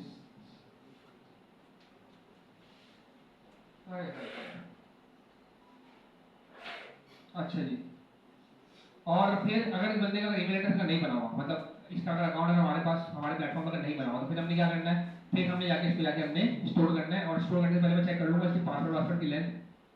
मैं वो सारे सोर्सेज में नहीं लिख रहा, मगर आप लोग करना चाहो तो खुद कर सकते हो। तो मुझे क्या करना है, मुझे इसको डेटाबेस से मुझे आगे इसको सेंड करना है, यानी कि मैं यूजर स्कीमा के पास जाके बोलूंगा, इसके बाद मैंने फाइंड वन बोला था, इसके बाद क्या बोलूंगा, इसके बाद डेटा स्टोर करवाने के अंदर मैं काम करवाऊंगा। अब पहले मुझे इसका स्कीमा चेक करना है कि क्या स्कीमा के अकॉर्डिंग इसके पास डेटा है भी कि नहीं है, और फिर मैं क्या करूंगा, मैं वाला उसको मैं स्टोर करूंगा। आते हैं यहाँ पे साइन अप ये वाला फंक्शन, ये रहा। अच्छा, यहाँ पे देखो मैंने एक और कंडीशन लगाई थी कि अगर इस बंदे का ईमेल एड्रेस मुझे अगर नहीं मिलता है, तो फिर मैं आगे चेक करूंगा कि क्या यूजर नेम तो कहीं अवेलेबल नहीं है मुझे इसका, कहीं इस बंदे का यूजर नेम तो अवेलेबल नहीं है, कि ऐसा तो नहीं है कि सही है जाके पहली दफा आया है अकाउंट क्रिएट करने के लिए, लेकिन जाके जो अपने यूजर नेम लिख रहा है जाकिर, भाई हो सकता है पहले से किसी और जाकिर ने एज ए यूजर नेम बाकायदा उसको ज्वाइन किया हुआ, तो हम बाकायदा वो वाली चीज़ बाकायदा हम चेक कर सकते हैं। मैं वाली चीज़ भी हमें चेक कर लेता हूँ। कौन सी वाली, क्या पता चल रही होगी, देखो बहुत अच्छा हमारे पॉइंट रेज किया है। एक एपीआई तो बेसिकली मेरे पास यहाँ पर होगी, मैं इसको लॉग आउट कर देता हूँ, नहीं सही है, मैं एक एपीआई तो मेरे पास बाकायदा यहाँ पर होगी, ज्वाइन नाउ के टाइम पे मुझे बाकायदा मुझे यहाँ पे चेक करके बतानी होगी कि भाई सुफियान नाम का नाम आखिर अवेलेबल है भी कि नहीं है। एक तो मेरे पास ये वाली एपीआई चेक करनी होगी। तो वापस आते हुए मेरी बात के ऊपर कि फ्रंट एंड पे लेकिन आप भरोसा नहीं कर सकते, बस हो सकता है फ्रंट एंड जो है वो मिसमैच कर देता, हो सकता है वो एस कैपिटल, चलिए मुझे अलाउ नहीं कर रहा यहाँ पे एस कैपिटल, लेकिन हो सकता है यहाँ पे एस कैपिटल अलाउड होता और वो एस कैपिटल के साथ जाके यूजर नेम को चेक कर रहा होता, और वहाँ बोलता है कि हाँ यार कैपिटल एस के साथ तो बस उतना अलाउड है, आपके पास है अवेलेबल, लेकिन मैं तो चाहता हूँ हर बंदा मेरे पास लोअर केस में जाके स्टोर हो, तो मैं फ्रंट एंड पे भरोसा हमेशा मैं नहीं कर सकता। तो मैं लाजिम बैकएंड पे ये कंडीशन लगाऊंगा ही लगाऊंगा कि भाई साहब अगर कोई बंदा मुझे गलती से भी अगर ट्राई करता है, सोचे ना एक तो फ्रंट एंड है, तो फ्रंट एंड का मतलब ये थोड़ी हो कि पोस्टमैन से मैं नहीं भेज सकता, पोस्टमैन से बाकायदा मैं भेज सकता हूँ, क्योंकि ये कंडीशन कहाँ लगी हुई है, फ्रंट एंड में। मैं अगर ये यूआरएल पे कहीं ना कहीं से निकाल लूँ कि भाई आखिर मैं साइन अप का यूआरएल क्या है एपीआई, तो मैं अपनी मर्जी से कोई भी डेटा भेज सकता हूँ, तो फिर यानी कि मुझे बैकएंड में मुझे कंडीशन मुझे लगाना मेरे लिए जरूरी है। हाँ हाँ हाँ हाँ हाँ हाँ, तो ये कह रहे हैं फंक्शनैलिटी ऑलरेडी इंप्लीमेंटेड होगी, तो मैं फंक्शनैलिटी कॉपी करूँगा ना, ये तो करूँगा मैं भी, आपको क्या बता रहा हूँ हर वक्त काम बेसिकली कॉपी पेस्ट होगा, उस फंक्शनैलिटी के अंदर भी क्या काम हुआ होगा, बेसिकली यही वाला काम हुआ होगा कि यूजर्स में जाओ और जाके फाइंड वन करो कि क्या ये यूजर नेम मेरे पास ऑलरेडी अवेलेबल तो नहीं है। अच्छा यहाँ पे देखो गलती हुई है कि मैं यूजर नेम में चेक कर रहा हूँ, बल्कि हाँ सही है कि यूजर नेम को मैंने लोअर केस में जाकर मैंने चेक किया है कि क्या ये यूजर नेम मेरे पास अवेलेबल तो बिल्कुल ऐसा है, वो तो जाएगा वहाँ तो वैलिडेशन में ऑलरेडी लिखी है वो कोड के अंदर। अच्छा मैं यहाँ पे आके चेक करूँगा, मैं इसको बोलूँगा कॉन्स्ट यूजर नेम, भाई यूजर नेम जाके चेक करो कि क्या कहीं यूजर नेम हमारा अवेलेबल तो नहीं है, और मैं इसको बोलूँगा यूजर नेम वैलिडेशन बोल देता हूँ उसको, ठीक है। यूजर नेम की वैलिडेशन जाके चेक करूँगा, अगर मुझे वो ऐसा कोई यूजर लाके दे देता है जो कि सेम यूजर नेम के साथ है, तो फिर वापस को मैं एरर दूंगा, क्या दूंगा इसको मैं, अब मैं काम करता हूँ, मैं डबल ब्रैकेट भी लगाऊंगा, क्योंकि हम ये कर्ली ब्रैकेट्स कब लगाते हैं, मैंने हमने एक चीज सीखी थी, जब भी हमें मल्टीपल लाइन लिखनी है तो हम क्या लगाएंगे, कर्ली ब्रैकेट लगाएंगे, वरना हमें कर्ली ब्रैकेट लगाने की जरूरत। तो मैं यहाँ से आके रिटर्न भी की जरूरत नहीं है, मैं सीधा आके लिखूंगा रिस्पॉन्स डॉट जेसन, और जेसन के अंदर बोल दूंगा सेंड एरर, और सेंड एरर के अंदर बोल दूंगा false user name already exist या already taking, please try never. अच्छा जी, अभी वाला काम हो गया मेरा, फिर उसके बाद मुझे क्या करना भाई, उसके बाद जाके मुझे अब जाके यूजर को जाके स्टोर करवाना है। लेकिन स्टोर करवाने से पहले मुझे एक चीज़ ज़रूरी है, मैं चेक कर लूँगा उसकी पासवर्ड वगैरह की लेंथ वगैरह क्या होगी, ये सब कुछ आप लोग चेक कर सकते हो। और मेरे साथ में क्या करना पड़ेगा, मुझे उसके पासवर्ड को उसकी असल हालत से चेंज करना है, यानी मुझे क्या करना है भाई साहब, हैशिंग परफॉर्म करनी है। तो हैशिंग परफॉर्म करने के लिए मैंने आपको ऑलरेडी मैंने आपको तरीका बताया हुआ था कि हम बेसिकली क्या करते हैं, हम बेसिकली सॉल्ट वगैरह वाला तरीका हम यूज़ कर लेते हैं पिगल वगैरह के अंदर। और उसके लिए मैंने बाकायदा मैंने प्यार से मैंने पासवर्ड मैंने बना के एक फंक्शन मैंने बना के मैंने रखा हुआ है। अच्छा, पहले हमें क्या करना पड़ेगा, हमें बेसिकली स्कीमा को अपना पूरा डेटा भेजना पड़ेगा और हमें चेक करना पड़ेगा, स्कीमा से अप्रूवल लेनी पड़ेगी कि स्कीमा भाई मैं ये वाला बेसिकली डेटा है जो मैं भेजना चाह रहा हूँ कि आपकी तरफ से अप्रूव्ड है। तो स्कीमा को हम बेसिकली कैसे भेजते हैं, हम बेसिकली न्यू यूजर्स करके हम बेसिकली भेजते हैं।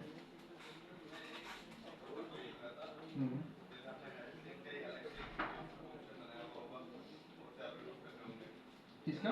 हाँ हाँ हाँ हाँ हाँ हाँ, ये बहुत अच्छी बात की लड़के ने। अच्छा, काफी दफा क्या होता है कि हम बहुत सारी ऐसी फंक्शनैलिटीज जो कि सिर्फ और सिर्फ डेटाबेस से रिलेटेड हो, हम चाहें तो हम अपने मॉडल की फाइल के अंदर, यानी हम अपने स्कीमा की फाइल के अंदर बाकायदा लिख सकते हैं। अब हम कैसे लिख सकते हैं, हम बेसिकली बोल सकते हैं हम अपने स्कीमा को कि जानी जब भी तुम्हारे पास कोई काम आएगा ना करने के लिए, तो उससे पहले पहले तुम्हें कुछ काम करना है। अच्छा, अगर आपको याद हो तो हमने बचपन के ज़माने के अंदर जब हम जावा से हम पढ़ रहे थे शुरुआती दौर के अंदर, तो हमने प्री इंक्रीमेंट और पोस्ट इंक्रीमेंट में पढ़ा था कि प्री इंक्रीमेंट क्या होता है, पहले इंक्रीमेंट करता है, पोस्ट इंक्रीमेंट क्या होता है, बाद में इंक्रीमेंट क्या होता है। फिर हमने उसके एक और एग्जांपल चेक की थी कि प्रीपेड, प्रीपेड का मतलब क्या होता है, पहले आप पैसे लगाओगे बाद में इस्तेमाल करोगे। पोस्टपेड सिम क्या होती है, पहले इस्तेमाल करोगे आप बाद में पैसे दोगे। तो प्री का मतलब पहले, पोस्ट का मतलब बाद में। तो हम बेसिकली अपने स्कीमा में आगे बोल सकते हैं कि यानी जब भी तुम्हारे पास कोई डेटा सेव करवाने के लिए आएगा तो पहले पहले तुमने कोई काम करवाना है, तो मैं उस स्कीमा में आगे बोल सकता हूँ डॉट प्री करके कि यानी जब भी तुमको डेटा स्टोर करवाने लगो तो उससे पहले पहले तुम बस ये चीज चेंज करके जाके उसमें आगे स्टोर करवा देगा। ये भी तरीका होता है, हम इसको देख लेंगे इनकी लास्ट में अगर चाहे तो करेगा वो भी सारे इसको रख सकते हैं, कोई इशू नहीं उसका। हाँ हाँ हाँ, रख सकते हैं हम लोग ऐसे कर सकते हैं। अच्छा जी, अब मैं यहाँ पर आया और मैंने बोला भाई मेरा फर्स्ट नेम लेके जाओगे। अच्छा, वही वाली बात, यूजर स्कीमा। अच्छा जी, यूजर स्कीमा के अंदर तुम फर्स्ट नेम लेके जाओगे, लास्ट नेम लेके जाओगे, ईमेल एड्रेस लेके जाओगे, पासवर्ड को तुम क्या करोगे भाई साहब, हैश करके लेके जाओगे, और यूजर नेम को तुम क्या करोगे भाई साहब, लोअर केस के अंदर कन्वर्ट करके तुम उसके अंदर क्या करोगे, तुम बाकायदा करके इसको स्टोर करोगे। और फिलहाल मुझे पॉइंट्स वगैरह मुझे अभी कोई सीख नहीं करना जी। ये बेसिकली हम लोग पॉइंट्स वगैरह सिस्टम लेकर आएंगे इसमें आगे जाके, हायरिंग में पता नहीं कब लेकर आएंगे, 3 साल से सोचा हुआ है टाइम नहीं मिलता।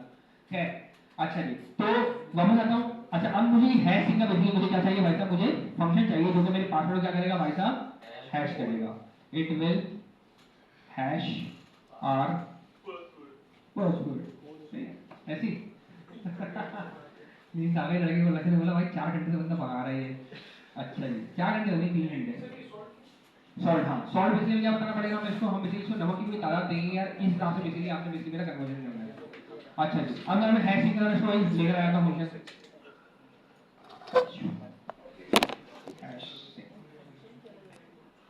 ये रहा, ये भी हमने कहां से निकाला है, हमने बिगिनर से निकाला। बिगिनर में ऑलरेडी मेरे पास इंस्टॉल था, मैं इंस्टॉल करके लेकर आ गया इसको, साइन अप।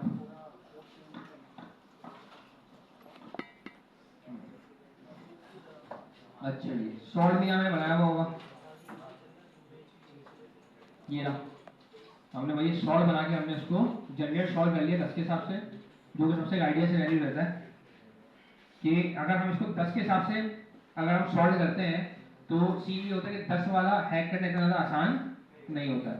और मैंने आपको मैंने मिसाल दिखाई थी, मिसाल बताई थी कि समझ लो कि मैं एक मोबाइल फोन समझ में लेकर आया और इस मोबाइल फोन को मैंने 10 दफ़ा अपने हिसाब से मैंने इसको मैंने चूरा किया, मैंने इसको, अब मुझे पता कि मैंने इसको 10 दफ़ा चूरा किया तो इसके कितने कितने छोटे छोटे इसके ज़रात बने होंगे। तो बेसिकली उसी हिसाब से बेसिकली क्या करते हैं, वापसी उसको मैच करता है। समझ लो कोई बार नया मोबाइल फोन आएगा तो मैं उसको 10 दफ़ा ही चूरा करूंगा और हमारे दोनों कंपेयर करके चेक कर लूंगा क्या दोनों दोनों बराबर है या नहीं है। अच्छा जी, मेरा सॉल्व बन गया, मैंने सॉल्व मैंने इसको पार्सल कर दिया, पासवर्ड मैंने इसको दे दिया, तो पासवर्ड को हैश करेगा और हैश करके बाकायदा इसी ऑब्जेक्ट के अंदर आके उसको स्टोर कर लेगा। अब मेरे पास ये मुझे बताएगा कि क्या मेरा स्कीमा इस डेटा के हिसाब से अप्रूव कर रहा है मुझे या नहीं कर रहा। अगर उसने मुझे डेटा को अप्रूव कर दिया तो अब मुझे क्या करना है, अब मुझे जाके अपने डॉक्यूमेंट को जाकर मुझे स्टोर करवाना है इस जगह से, सेव यूजर, ये मैंने आगे कर दिया भाई साहब अपने यूजर को सेव। और जब मेरा यूजर सेव हो जाएगा तो फिर मुझे क्या करना है भाई साहब, मुझे करना है सेंड सक्सेस और कैसे रिस्पॉन्स डॉट जेसन, और जेसन को मैं क्या बोलूंगा सेंड सक्सेस, और सेंड सक्सेस करते टाइम मैं इसको क्या बोलूंगा स्टेटस ट्रू, मैसेज के अंदर मैं इसको बोलूंगा साइन अप सक्सेसफुली, और साथ में मैं इसको बोल दूंगा कि OTP send to your email address please verify. ठीक है, और मुझे जी हाँ मगर एक से एक यूजर होगा तो जैसे काम करूंगा, वरना मैं नहीं करूंगा। अच्छा, और साथ में मैं अपना जो है इसको कुछ ना कुछ डेटा वेटा भेजना होगा, तो मैं इसको डेटा के तौर पर कुछ भी भेज सकता हूँ। मैं हो सकता है पूरा पूरा अपना सेव यूजर भेजना चाहूँ, हो सकता है, पॉसिबिलिटी है, जो कि वैसे अभी वाले सिनेरियो में तो गलत है सेव यूजर भेजना, क्योंकि इसके अंदर देखो अगर सब पासवर्ड का हैश भी जा रहा होगा, तो अभी मैं इसको हटा दूंगा पासवर्ड का हैश। तो मैं अगर कंडीशन लगाऊंगा अगर सेव यूजर है तो भाई साहब आप ये काम करोगे, वरना फिर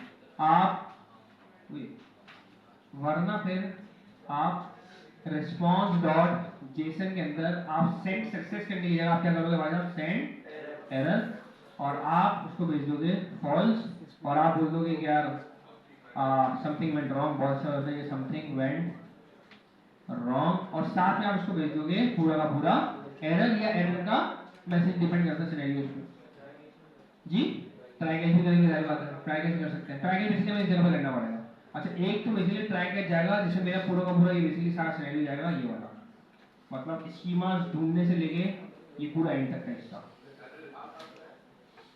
ट्राई कैच ये पूरा, और एरर सही वाला आगे आ सकता है, तो मैं फिलहाल इसमें आ सकता हूँ, एरर उसको नहीं भेज सकता, और मैं यहाँ पर आके बोलूँगा इसको रिस्पॉन्स डॉट जेसन, क्या करूँगा मैं सेंड अरे एरर, और एरर के अंदर क्या भेजूंगा भाई फॉल्स, फिर साथ में समथिंग वेंट रॉन्ग, और प्लस यहाँ पे पूरा का पूरा एरर या एरर का मैसेज, ये मैं सबको सेंड कर दिया मैंने फ्रेंड की।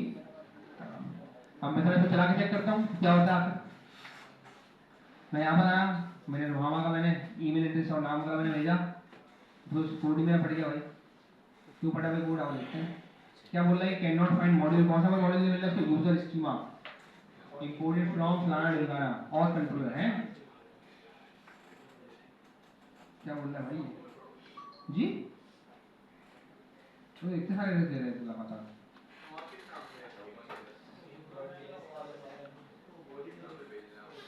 नहीं इसके नाम तो बता, लेकिन कौन से नाम पे एरर कर रही है, पूरा यूजर स्कीमा मॉडल के अंदर इंपोर्टेड फ्रॉम और कंट्रोलर, नहीं डॉट जेएस तो लगा होना चाहिए ना पूरी बात में, ठीक है वाला कैसे लगा हो गया।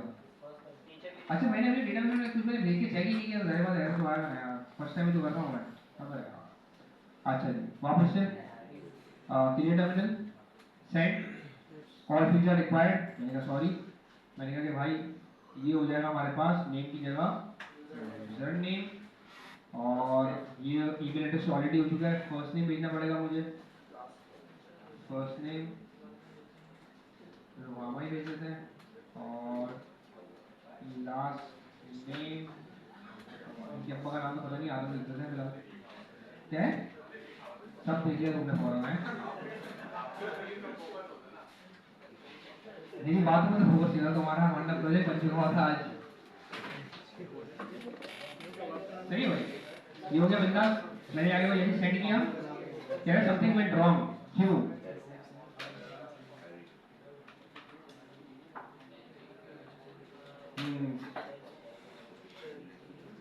अच्छा बेसिकली इस जगह पे ये कर रहा है मेरे ख्याल से, सेव यूजर बना नहीं है, देख लेते हैं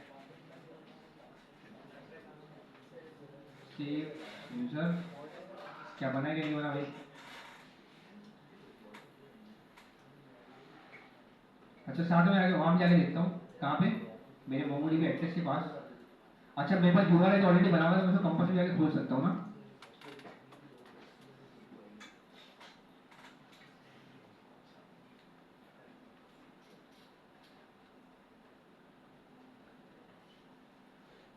टेस्ट यूजर्स तो बने भाई, यूजर्स का स्कीमा बन गया लेकिन डेटा फिर नहीं जाता था। यानी कि एक बात और कंफर्म हो गई कि बेसिक समझ लो अप्रोक्सीमेटली कुछ इस जगह तक मेरा फोटो मेरा चल गया है, लेकिन उससे आगे बेसिक वो परेशान हो गया। ओके हाँ, पता प्रॉब्लम पता क्या हुई होगी, ये इसने स्केल्स का इसका स्कीमा हो सकता है रिजेक्ट कर दिया हो या तो रिजेक्ट करना चाहिए, मैं टूल ओवर के साथ भेज रहा हूँ उसको। चलो लेट्स सी, देखते हैं क्या सीन है। वापस एक बार तो सेंड करते हैं, कहाँ गया तो उस पर सेंड बोले समथिंग वेंट रॉन्ग, और हाँ सेव यूजर तक ही नहीं है भाई, ये तो यहीं तक ही नहीं गया। ओके तो यहाँ पे कहाँ तक चला है?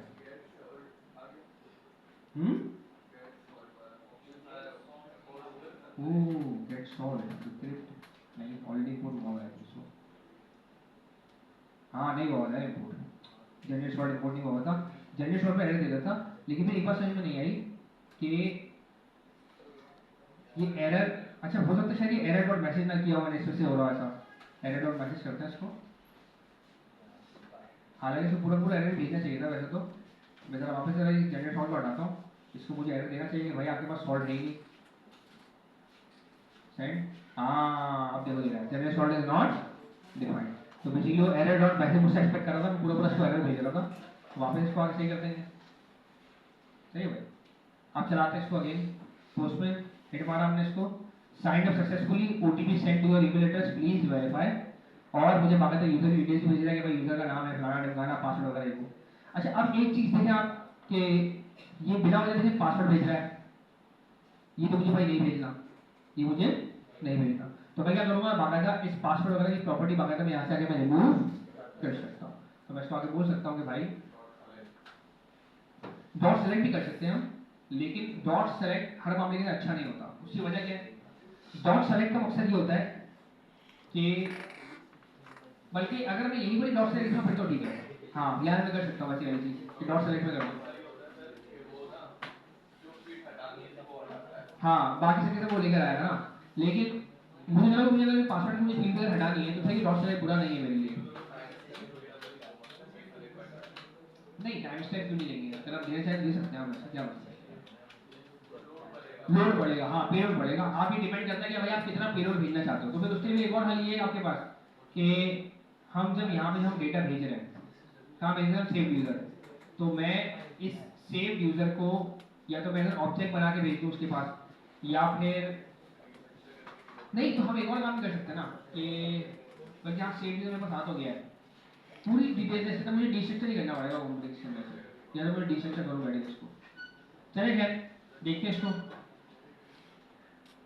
अच्छा जी फिर हमने क्या किया इसके अंदर, मैंने यहाँ से भी देखा, मैंने सेव यूजर का मैंने पासवर्ड जो मैंने क्या कर दिया, मैंने इसका मैंने अनडिफाइंड कर दिया था, और ओटीपी एक्सपायर्ड मैंने इसका अनडिफाइंड कर दिया था कि भाई मैं तुम्हें बताना नहीं चाह रहा कि ओटीपी इसका क्या है, मैं तुम्हें इसका ओटीपी देना नहीं चाह रहा कि इसका ओटीपी आखिर क्या है। मैं मतलब जो जो मुझे इसमें चीजें मुझे गायब करनी थी बेसिकली मैंने क्या कर दी, मैंने गायब कर दी। अच्छा लेकिन अब मुद्दे की बात सारी ये आती है कि चलो मैं पासवर्ड वाला चलो मैं अनडिफाइंड वाला कर दूंगा, लेकिन सबसे मेजॉरिटी वाली चीज कि मैंने यहाँ भी इतना बड़ा चौड़ा होकर लिखा है कि भाई मैं आपको ओटीपी भेज रहा हूँ, आप भी उसको वेरीफाई कर दो। तो क्या सच में मैंने कोई ओटीपी की ईमेल भेजी इसको, अभी तक नहीं भेजी। अब यहाँ बेसिकली हमारा नया काम स्टार्ट होता है कि भाई मुझे एक बंदे को ओटीपी मांगेगा, मुझे इसको भेजना है। अब ओटीपी में क्या क्या सीन होगा, अब ये हमारी बड़ी न्यू लर्निंग है आज की। एग्जैक्टली अब देखो होगा क्या, वही तो हमने बेसिकली एक्सप्लोर करना है कि आखिर हम करेंगे क्या। मैंने यूजर को साइन अप करते टाइम मुझे एक 6 डिजिट का कोड जनरेट करना, नंबर एक चीज। साइन अप करते टाइम मुझे क्या करना है, सबसे पहले मुझे एक 6 डिजिट का मुझे कोड जनरेट, अच्छा 6 डिजिट में एक्चुअली मतलब बोल रहा हूँ 4 डिजिट हो सकता है, 8 डिजिट आपकी मतलब मर्जी है। स्टैंडर्ड आता है 4 और 6 होता है स्टैंडर्ड जो है। अच्छा 6 डिजिट के बाद मुझे कोड जनरेट करना है। अब सारी बात है वो कोड मैं कैसे जनरेट करूँगा, मतलब ऐसे तो नहीं हर एक को 1 2 3 ऐसे लिख के भेज दूँ, पॉसिबिलिटी नहीं है। अब कोड जनरेट करने के भी अलग अलग तरीके का हमारे पास अवेलेबल मार्केट में है। फॉर एग्जांपल मैं ये कर सकता हूँ कि मैं डेट के मिलीसेकंड निकालूँ और उसमें शुरुआत के 6 जो कैरेक्टर हैं वो ले लूँ, पॉसिबिलिटी बन सकती है नहीं भाई। डेट के मिलीसेकंड पता है कैसे निकालता है, कैसे निकालता है डेट के मिलीसेकंड कैसे निकालते हैं बताओ, जावा से वो काम है ये। क्या डेट और डेट और क्या कर रहे हो, सही से बताओ, नहीं बता रहे। न्यू डेट आई मेरे पास, ये डेट आ गया पूरी, मैंने कहा कॉन्स्ट मेरी डेट,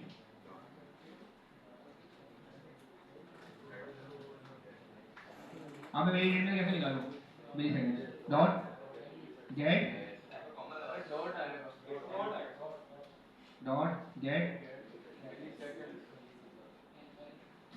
वन इंटू बता रहे हो नहीं, गेट टाइम आ गया। अब मैं इसमें क्या करूं, डॉट टू स्लाइस, और स्लैश से मुझे क्या बनाना पड़ेगा, 0 और 6। लेकिन ये इसमें गेट टाइम है ना, मुझे ऑब्जेक्ट ला के देगा, मुझे पहले इसको स्ट्रिंग में कन्वर्ट करना पड़ेगा मेरे ख्याल से। या चलो मैं लगा के चेक कर लेते हैं, मना कर रहे हैं बोले स्लाइस के ऊपर चलेगा, मुझे क्या करना पड़ेगा, मैंने इसको मुझे स्ट्रिंग में कन्वर्ट करना पड़ेगा। क्या होगा, डॉट टू, सही है। फिर मुझे क्या होना पड़ेगा, डॉट स्लाइस। अभी देखो बाकी 6 डिजिट का मेरे पास कैरेक्टर मेरे को जनरेट हो गया, सही है। अच्छा अब ये तो क्या हो रहा है, ये मैंने मेरी डेट मैंने सेव की हुई थी, इस वजह से ये एक ही फिक्स डेट के हिसाब से फिक्स टाइम लेकर आ रहा है। लेकिन अगर मैं हर बार अगर मैं नई अगर मैं डेट जनरेट करता रहूं हर साइन अप के टाइम पे, तो हर बार एक यूनिक नंबर बाकायदा जनरेट होना शुरू हो जाएगा। एक तरीका तो ये है। अच्छा इसके अलावा और भी तरीका मौजूद है, जैसे हमारे पास कुछ पैकेजेस हैं, बहुत कम वेट के कुछ पैकेजेस होते हैं, क्रिप्टो हो गया और इस तरह के और पैकेजेस वगैरह हैं हमारे पास अवेलेबल, जो कि मुझे रैंडम बाकायदा नंबर जनरेट करके दे सकते हैं। हम 6 डेट भी दे सकते हैं, 12 डेट भी दे सकते हैं, बाकायदा रैंडम क्या होगा, कुछ ना कुछ नंबर मेरे पास जनरेट हो जाएगा। मैंने हैरी में मैंने इस तरह का मैंने पैकेज वगैरह मैंने यूज किया हुआ है, जो कि क्या करता है, मुझे एक रैंडम जनरेट नंबर जनरेट करके दे देता है। मैं दिखाता हूँ आपको, यहाँ पे होगा, ये रहा, ये जो टोकन है, ओटीपी, ये रहा UUID। मैंने क्या यूज किया है पैकेज, UUID V4। ये UUID V4 क्या करता है, आपको बेसिकली यूनिक नंबर बाकायदा आपको जनरेट करके देता है। ये बेसिकली ज़्यादातर UUIDs यानी कि यूनिक आईडी जनरेट कराने का काम आता है। तो मैंने बेसिकली इसे क्या करा, मैंने इसमें से शुरुआती कुछ कैरेक्टर लेके मैंने इसको एज OTP बना दिया। थर्ड पार्टी देखो ना, डाउनलोड करें थर्ड पार्टी हुआ ना, 5,81,000 इसके बारे में डाउनलोड है जी। क्या हुआ ये, तो नया आ गया होगा कुछ ना कुछ, देखो क्या कह रहा है ये, package no longer supported, contact support at, अच्छा सपोर्टेड नहीं है, चल रहा होगा ये, और चल नहीं रहा होगा मेरा अभी फट चुका होगा टाइम के अंदर। लेकिन क्या कह रहा है, कोई सपोर्ट नहीं है इसको, यानी कि अगर इसके अंदर कोई नए एरर्स वगैरह अगर आए तो उसकी कोई भी सपोर्ट इसके अंदर जारी नहीं होगी।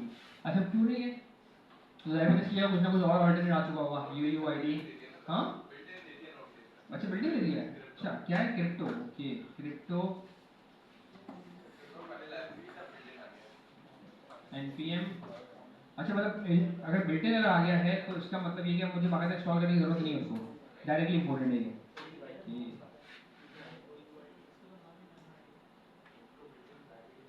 अच्छा अगर मैं इसको कहता हूँ क्रिप्टो नोड.js और यूनिक कोड जनरेट, क्या कह रहा है भाई, क्रिप्टो का मॉडल आप यूज करो और आप लिखो बस क्रिप्टो डॉट रैंडम UUID। क्या बात है, बेहतरीन हो गया, जिंदगी आसान हो गई हमारी तो यार, और जनरेट कराते हैं इसके जरिए। हम कहते हैं कि यार डॉक्यूमेंट जब आप सेव करवा रहे होगे ना, तो उससे पहले आपको कुछ और चीज़ें आपको उसमें स्टोर करवानी है। वो ये कि डॉक्यूमेंट डॉट OTP आप भेजोगे इसके अंदर, और आप भेजोगे इसके अंदर क्रिप्टो डॉट रैंडम। क्या चीज़, क्यों क्यों क्यों क्यों, कौन से इसके बाद नहीं, क्यों वही तो पूछ रहा हूँ, सेव करवाने के बाद क्यों। मॉडल में तो OTP भी जाना है ना उसके, हाँ मॉडल के अंदर OTP भी तो भेजना है। नहीं क्या मतलब, क्या कहते हो, कह रहा हूँ, बोल रहा है ना कि यूजर सेव कराने के बाद करवाओ वाला काम। हाँ तो मैं कह रहा हूँ कि OTP भी तो भेजेंगे ना मॉडल में। OTP हमारे डेटाबेस में जाना है, ये कह रहा है कि ये यूजर सेव करवाने के बाद जाके करो, ये क्यों, नहीं है तो यूजर सेव होगा तो देखो, यूजर का मेरा सेव हो गया, फिर मैं एक और दफा आगे जाकर फिर डॉक्यूमेंट को स्टोर करवाऊं, अपडेट करवाना पड़ेगा ना, ये तो डबल कंप्यूटेशन मामला है भाई। जब मेरा क्या यूजर स्कीमा जब मेरा अप्रूव हो गया, तो बस मैं उसके अंदर से OTP तो भेज रहा हूँ, क्या भेज रहा हूँ, कुछ भी नहीं भेज रहा इसके अलावा। अच्छा क्रिप्टो बेसिकली इंपोर्ट नहीं कर रहा यार ये, क्या सीन है उसका, देखते हैं। ओके ये कह रहा है कि आपको खुद ही करना पड़ेगा, इंसान की जरूरत होगा, ठीक है करिएगा यार। Import crypto from crypto. यार मुझे लग रहा है कि शायद ये तो नोड का वर्जन शायद हमारा पुराना हो, पॉसिबल है, क्योंकि बाबा ये मुझे सजेशन दिखा नहीं रहा, तो मुझे डाउट हो रहा है इसके ऊपर। हाँ नहीं पुराना क्यों नहीं होगा, नोड का वर्जन ही पुराना हुआ तो। हाँ नोड का वर्जन होता है ना भाई साहब। मेरे पास है 22, ये मेरे पास है 22, नोड का वर्जन मेरे पास कौन सा है भाई 22, और मुझे नहीं पता है क्रिप्टो कौन से वाले वर्जन के अंदर आया, 24 के अंदर आया दोस्त। क्रिप्टो कौन सा वर्जन में आया 24, और मेरे पास कौन सा वर्जन है बाकी वही वाला बेसिकली सीक्रेट नोड 1 और नोड -i वॉच। तो मैं यहाँ पर आके वही वाली अपना पैकेज इंस्टॉल कर लेता हूँ, npm i uuid v4, मैं क्या ये नाम था उसका शायद। जी नैनो आईडी करते हैं। नैनो आईडी पता है आपको खुद वो नैनो आईडी डेप्रिकेट हुआ है, नैनो आईडी किसी की जगह आया है जो डेप्रिकेटेड वर्जन था। ये नैनो आईडी पता है मुझे बड़ा लग रहा है, मैं बताता हूँ क्या सीन है। नैनो आईडी नया है, हाँ ये देखो 4 महीने पहले पब्लिश हुआ है ना ये जिसकी जगह आया है ना, अगर उसका ये नाम बता दे यार, nano ID in replacement of which package. हमारे पास हमारे ऑफिस के अंदर एक पैकेज यूज हो रहा था, क्या क्या नाम था उसका, यूयूआईडी नहीं था यार, मैं पैकेज का नाम बताऊंगा ऑफिस में जाके देख के। तो शायद यूयूआईडी का नहीं कौन सा था एग्जैक्टली मुझे याद नहीं आ रहा अभी। तो वो बेसिकली पैकेज का क्या हो गया, डेप्रिकेट हो गया और उन्हें सपोर्ट खत्म कर दिया। अबे भाई जो जिंदगी हराम हुई थी हमारी, फिर हमने फौरन रातों रात उसको हमने कन्वर्ट किया नैनो आईडी के अंदर है। तो हाँ नैनो आईडी यूज कर सकते हैं। अच्छा जी ये चलो नैनो आईडी यूज कर लेते हैं, npm i। हाँ दोस्त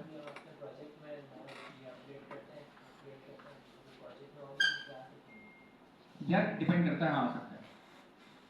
उसके लिए हमें बेसिकली पढ़ना पड़ता है कि नए वर्जन के अंदर चेंजेस तो आए होंगे, लेकिन अगर मैं अपने किसी पुराने प्रोजेक्ट को अगर नए प्रोजेक्ट को मैं अपडेट कर रहा हूँ तो मुझे उसके लिए पढ़ना पड़ेंगे उसके ब्रेकिंग चेंजेस, कि जब नया वर्जन कन्वर्ट हुआ है तो उसमें ब्रेकिंग चेंजेस क्या क्या है, कि ऐसे कौन कौन से चेंजेस हैं जो पुराने वाले वर्जन में नहीं थे और अब वाले वर्जन में हो गए हैं, और उससे मेरा कोड ब्रेक हो सकता है, तो मुझे अपने कोड को उसी हिसाब से मुझे चेंज करना पड़ेगा। तभी तो डेवलपर की जॉब चल रही है भाई, है हमारी चीजें स्पीड में चेंज होती है, सारी बात है। अच्छा मैं नैनो आईडी देखो मैंने इंपोर्ट कर लिया, और नैनो आईडी का तरीका क्या हो रहा है भाई, जहां भी आप नैनो आईडी के फंक्शन को कॉल करोगे ये आपको यूनिक नंबर वगैरह आपको जनरेट करके आपको दे देगा। हमने कहा बेहतरीन बिंदास हो गया, आओ कॉल कराते हैं इसमें यहाँ पे। नहीं कुछ भी दे सकते हैं वैसे, नैनो आईडी नहीं भाई मैंने कॉल करा दिया, मेरा ओटीपी बन गया और मैं ओटीपी का क्या करा दूंगा भाई स्टोर करवा दूंगा। अच्छा मैं जाके अपने कंपस से आके इसको उड़ाता हूँ पहले यूजर को, क्योंकि वरना मुझे बोलेगा कि भाई ऑलरेडी ये वाला यूजर तो मेरे पास अवेलेबल है। डिलीट, वापस आया, वापस से क्रिएट, और अब मैं जाके अगर देखता हूँ रिफ्रेश, तो ओटीपी देखो यहाँ पे देखो बाकायदा देखो जनरेट हो गया मेरे पास, लेकिन ये ओटीपी अच्छा मैं आपको सही दिख रहा है कि नहीं दिख रहा, हाँ स्क्रीन शेयर भी हो रही है ना। अच्छा लेकिन ये ओटीपी क्या देखो बहुत बड़ा है ओटीपी, मुझे अगर ओटीपी मुझे छोटा करना है तो मैं इसको वो लगा सकता हूँ डॉट स्लाइस वगैरह करके, तो मैं इसको अच्छा, और साथ में मैं ये भी देख सकता हूँ क्या नैनो आईडी ने मुझे ऐसी कोई खासियत दी हुई है कि वो मुझे बोले कि आप कोई दें कुछ आर्गुमेंट तो मैं आपको कुछ छोटी मोटी चीज़ें कर दूंगा इसके अंदर, लेकिन लग तो नहीं है इसके अंदर। Size limit control the size, क्या बात है यार क्या बात है। अबे किधर है भाई कुछ बताओ सही, ये रहा कैसे यूज करना है कुछ बता दे। साइज लिमिट, अबे भाई आई यूज साइज लिमिट करूँ कैसे बताइए आप।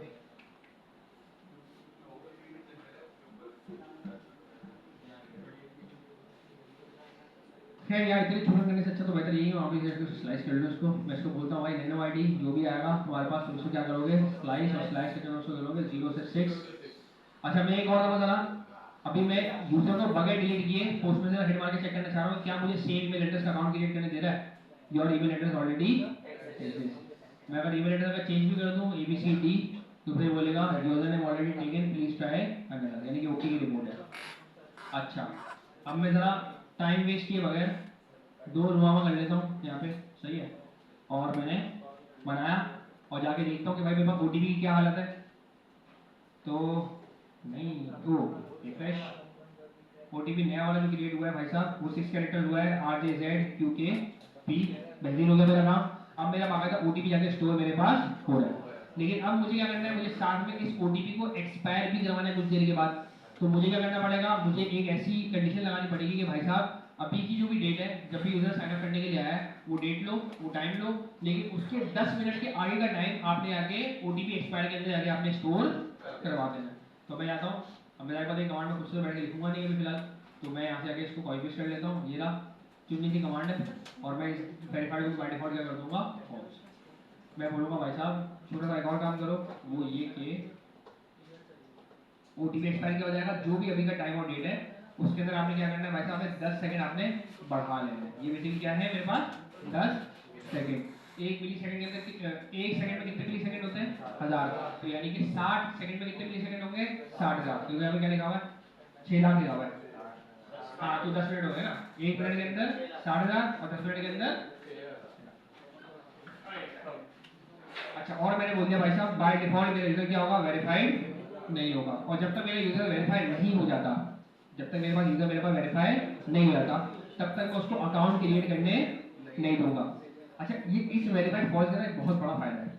वो क्या फायदा है कि सोचे आप कि आप मेरी हायरिंग मैन पर आए, आपने साइन अप किया, मैंने आपके पास ईमेल भेज दी, आपकी चली गई लाइट, आपकी चली गई लाइट, आपका ब्राउजर बंद हो गया, आपका ब्राउजर बंद हो गया। अब आपने जैसी लाइट आई आपने वापस ब्राउजर खोला, आपने किया, अब जाहिर बात आपको वही वाली आपको स्क्रीन तो नहीं मिलेगी ना वेरीफाई वाली जिसमें 6 डिजिट के कैरेक्टर लगे होंगे, वो तो पॉसिबल नहीं है। तो अब आपके पास जो स्क्रीन आएगी वो जाहिर बात आपके पास नॉर्मल हायरिंग मैन का लैंडिंग पेज आ रहा होगा, आप जाओगे चुपचाप आप साइन अप करने के लिए। जैसे ही आप साइन अप करने के लिए जाओगे तो ये आपको क्या बोलेगा, आपका ईमेल एड्रेस ऑलरेडी एग्जिस्ट। आप बोलोगे अजीब आदमी है, कुछ हमें लॉगिन करने दे। आप जैसे लॉगिन करने के लिए जाओगे तो फिर क्या होगा, मैं बोलूंगा यानी आपका ईमेल एड्रेस मेरे पास है, सही बात है, आपने जो पासवर्ड दिया है वो भी बिल्कुल सही बात है, आपने बिल्कुल सही पासवर्ड दिया मुझे, लेकिन आपका अकाउंट वेरीफाई नहीं। और फिर मैं आपको सीधा लेके जाऊंगा कौन सी स्ट्रिंग के ऊपर, वही 6 डिजिट कैरेक्टर वाली आपको स्ट्रिंग पे लेके जाऊंगा और आपको बोलूंगा जानी मैंने याद है आपको एक 6 डिजिट का कैरेक्टर भेजा था, आपने वो कैरेक्टर लाके आप रखो और अपना अकाउंट आप वेरीफाई कर लो। आप जैसी उस ईमेल एड्रेस पे जाओगे और आप जाके अपने 6 डिजिट का कैरेक्टर लेकर आओगे, अगर आपने 10 मिनट से पहले पहले काम कर लिया तो फिर मैं आपका अकाउंट वेरीफाई कर लूंगा, वरना मैं आपको नीचे ऑप्शन दूंगा और बोलूंगा your account your OTP has been expired, please reverify by resending this to your email address. मैं वापस से रीसेंड कोड करूंगा और क्या होगा, आपको वापस से ईमेल नई वाली पहुंच जाएगी। वापस से क्या होगा, अब वो रीसेंड जो मैं ईमेल करवाऊंगा ना उसके अंदर वापस से क्या करूंगा, आपका ओटीपी वापस से रीअपडेट करूंगा और मैं आपका टाइम वापस से क्या कराऊंगा, 10 सेकंड से 10 मिनट वापस से बढ़ा दूंगा। और फिर मैं क्या करूंगा, इस वेरीफाइड आपको वैसे फॉल्स होगा तो फॉल्स का फॉल्स ही रहेगा। ये बेसिकली हमारा पूरा क्या होगा, हमारा ये आर्किटेक्चर होगा जी दोस्तों। हाँ मेरे डेट को बनानी पड़ेगी ना, यहाँ पर डेट बना लेता हूँ। अच्छा पॉइंट ले इसके लिए कि भाई डेट नाम का कोई वेरिएबल तो है नहीं, तो मुझे क्या करना पड़ेगा, कॉन्स्ट डेट, बल्कि हाँ सही है, date is equal to new, सही है, और डेट डॉट नाउ करके मैंने इसके अंदर से स्टार्ट करना है। अच्छा फिर जो है और कोई चीज़ तो नहीं है, बस सही नहीं है। वापस आता हूँ यहाँ पे, मैं इस बार आके एक नया यूजर क्रिएट करता हूँ, अब्दुल्ला जावेद अब्दुल्ला, और मैंने मारा इसमें send, something went wrong, can not access date before initialization. अबे दे तो दी, स्पेलिंग सही नहीं क्या, सही तो है। हाँ ये कीवर्ड है ना डेट, शायद डेट तो कीवर्ड है, ओके, लेकिन चले फिर मैंने कैसे यूटिलाइज किया हुआ, वहीं से आगे देखता हूँ मैं। अबे डायरेक्ट होगा फिर डेट डॉट नाउ, तो ये इसको डायरेक्ट, हाँ डेट डॉट नाउ पे डायरेक्ट है, सही है। चला गया मैं साइड सक्सेसफुली ओटीपी प्लान बनाना, और देखो यहाँ मुझे बता रहा है ओटीपी देखो ओटीपी मेरा AH5M3 है और ओटीपी मेरा एक्सपायर कब होगा, अभी देखो टाइम क्या हो रहा है मेरे पास 26, और ये देखो मुझे क्या बता रहा है ये 36 से भाई ये क्या कर देगा, एक्सपायर। अच्छा एक बात याद रखनी पड़ेगी आपको, ये टाइम है ना, ये टाइम 24 आवर्स तो है, लेकिन देखो 24 आवर्स में क्या बजा रहा है, 11 बजा रहा है। क्यों 11 बजा रहा है? वापस से वही वाली बात, यूटीसी तो है ही है, वापस से वही वाली बात जो अरीब वाली मिसाल थी कि अरीब का प्रोजेक्ट क्या हो रहा था, वर्सल के ऊपर जाके डिप्लॉय होता है, लेकिन वर्सल ने कहीं ना कहीं वो कंप्यूटर रखा हुआ है, उस कंप्यूटर पे डिप्लॉयमेंट चल रही है। वो कंप्यूटर हो सकता है अफ्रीका के अंदर हो, वो कंप्यूटर हो सकता है इंडिया के अंदर हो, वो कंप्यूटर हो सकता है पाकिस्तान के अंदर हो, कहीं भी एक्सपायर। तो इसी तरीके से मोंगोडीबी वाले जो पूरा का पूरा अपने जो एक आर्किटेक्चर लेके चल रहे होंगे, जिस जगह पे उनको राय मशीन वगैरह दी होगी, जो भी उनका हिसाब किताब होगा, जिस जगह से वो ऑपरेट कर रहे होंगे सारी चीजों को, तो बेसिकली वो मोंगोडीबी का जो टाइम जोन होगा ना, बेसिकली उस टाइम जोन के हिसाब से बाकायदा वो क्या कर रहा है, वो जाके चीजों को जाके क्या कर रहा है भाई साहब, स्टोर मार रहा है। सही है। तो बेसिकली ये मोंगोडीबी वाले जहाँ से अपना आर्किटेक्चर को फॉलो कर रहे होंगे, जहाँ से अपना सारा सिनेरियो लेके चल रहे होंगे, तो बेसिकली यहाँ पे वो वाली टाइमिंग बेसिकली हमारे पास अवेलेबल आ रही होंगी। अच्छा जी, खैर भाई अब भाई मेरे पास ये वाला काम भी हो गया। अब मेरा तीसरा सिनेरियो क्या होगा भाई, सीटी मैंने भाई कोड मैंने जनरेट कर लिया, save it to the DB, make the expiry time. अब अगला मेरा काम क्या है भाई, मुझे इधर भेजनी है प्यारी सी ईमेल। तो अब मैं क्या करूंगा भाई, email generate send OTP to the, अभी मजेदार काम है। अच्छा इसके लिए मैंने एक डॉक्यूमेंट क्रिएट किया है हैश नोड के ऊपर, hash node email sending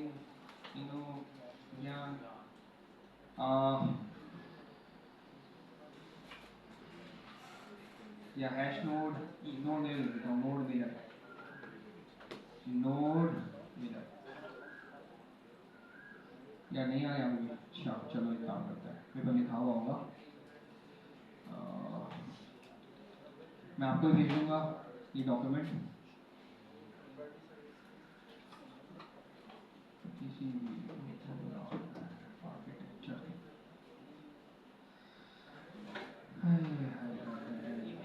hash node dot dev slash series slash smit batch, ये रहा। अच्छा भाई अब इसी डॉक्यूमेंट को फॉलो करते करते आप लोग इसकी अपनी ईमेल आप लोग अपनी बेसिकली सेंड इजीली आप लोग कर लोगे। क्या है मैंने बता रहा है, नोड मेलर एक बेहतरीन किस्म का मॉड्यूल है, एक बेहतरीन किस्म का पैकेज है जो कि आपको इजी एज केक है, जैसा केक खा तो कितना आसान होता है केक खाना, वैसे आसान है ये ईमेल सेंड करने के लिए आपको काम आएगा। This documentation will guide you how to setting up and using node mailer to send an OTP. भाई आप कैसे भाई आप ओटीपी वगैरह भेज सकते हो। नोड जैसे अपने सिस्टम में जाओ, नोड वगैरह इंस्टॉल करो, जीमेल आपके पास होना चाहिए, थोड़ी सी नॉलेज होनी चाहिए आपके पास जावास्क्रिप्ट की और नोड.जेएस की। सबसे पहले क्या करना है भाई साहब, नोड मेलर आपने इंस्टॉल करना है। हम यहाँ भागते हुए हमने आके नोड मेलर वगैरह हमने इंस्टॉल किया। फिर ये कह रहा है भाई आपको अपना एनवायरनमेंट सेटअप करना है। उस एनवायरनमेंट के अंदर आपके पास कुछ चीजें होनी चाहिए, आपका ईमेल एड्रेस होना चाहिए और आपके ईमेल एड्रेस का पासवर्ड होना चाहिए। तो हम यहाँ पर आए, हम .env के बाद भागते हुए आते हैं और हम यहाँ पर आके रखते हैं ईमेल एड्रेस और पासवर्ड। अभी गलत रखा हुआ है, सही करना पड़ेगा मुझे उसको आगे। फिर वही वाली बात .env को मुझे .getIgnore में डालना है क्योंकि मेरा ईमेल एड्रेस और पासवर्ड कहीं एक्सपोज ना हो जाए। फिर अब मुझे ईमेल एड्रेस में भेजना है तो मैं क्या करूंगा, सबसे पहले मैं नोड मेलर में क्या कर लूंगा भाई साहब, इंपोर्ट। हम यहाँ पे गए और हम यहाँ पर आके कर लेते हैं भाई साहब इसको इंपोर्ट। फिर इसके बाद मुझे कॉन्फ़िगर करना है अपने नोड मेलर को, तो नोड मेलर को कॉन्फ़िगर करने के लिए बता रहा है भाई कि क्या करेंगे, कहा है मुझे एक ये वाली कमांड लिखनी है जो कि मेरे ईमेल को क्या करेगी भाई साहब, कॉन्फ़िगर करेगी। अच्छा अब ये जो ईमेल को कॉन्फ़िगर करना और ये सारे चोचले मुझे यार यहाँ पे मेरे मेल कंट्रोलर के अंदर करता हुआ मुझे अच्छा नहीं लग रहा। तो मेरे लिए सबसे बेटर हल क्या है कि मैं इस पूरी चीज़ को कहाँ उठा के लेके चले जाऊँ, अपने यूटेज के अंदर लेके चला जाऊँ। तो मैं वापस जाता हूँ अपने यूटेज के पास, मैं कहता हूँ कि भाई साहब मुझे कॉमन फंक्शंस के नाम से फाइल बना दो, कॉमन फंक्शंस नहीं मानेगा .js और मैं यहाँ पे कहता हूँ कॉन्स्ट जनरेट ईमेल, ओटीपी नहीं जनरेट, क्योंकि मैं हर बार ओटीपी की ईमेल भेजूँ जरूरी नहीं, जनरेट ईमेल। और इस ईमेल भेजने से पहले पहले मुझे क्या बोला गया है, कॉन्फ़िगर करने का। और कॉन्फ़िग करने के लिए मैं क्या यूज कर रहा हूँ, process.env, और env यूज करने के लिए मुझे क्या यूज करना पड़ता है भाई साहब, .env.config। ऐसे ही है, ऐसे ही है ना, सही है। अच्छा फिर मुझे नोड मेरे वगैरह यहाँ पे चाहिए होगा, तो मैंने यहाँ पे आके जो अपना नोड में मैंने वगैरह इंपोर्ट किया था, मैं उसको मैं यहाँ पे भी आके इंपोर्ट कर लूँगा। जी दोस्तों, क्या चीज़, वैसे तो हम index.json भी करके सारा काम हमारा निकल सकता है, लेकिन कभी कभार अगर तंग करे तो फिर आप भी कर लो, नहीं करे तो सही है, गाड़ी चलती है। हाँ हाँ चल जाएगा, चल जाएगा। अच्छा फिर क्या भाई, creating the email sending function, आपको ईमेल भेजने का आपको फंक्शन बनाना है। तो भाई हमने वहां यहाँ पर आके एक अलग ईमेल सेंडिंग का हमने फंक्शन बना लिया, ये रहा मेरे पास ईमेल सेंडिंग का फंक्शन। पूरे को कॉपी कर लेता हूँ फिलहाल, फिर इसको अपने हिसाब से अपेंड कर लूँगा।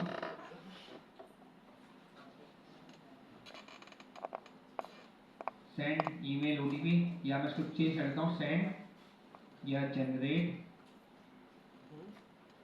तो मैं देखना चाह रहा हूँ कि यहाँ पे कोई मैंने और जनरेट फंक्शन नहीं बनाया हुआ, सेंड ईमेल ओटीपी यहाँ पर सही नहीं बनाया हुआ, ठीक है। तो मैं इसको बस नाम रख देता हूँ, आई यहाँ पे आते हैं जनरेट ईमेल, सही है।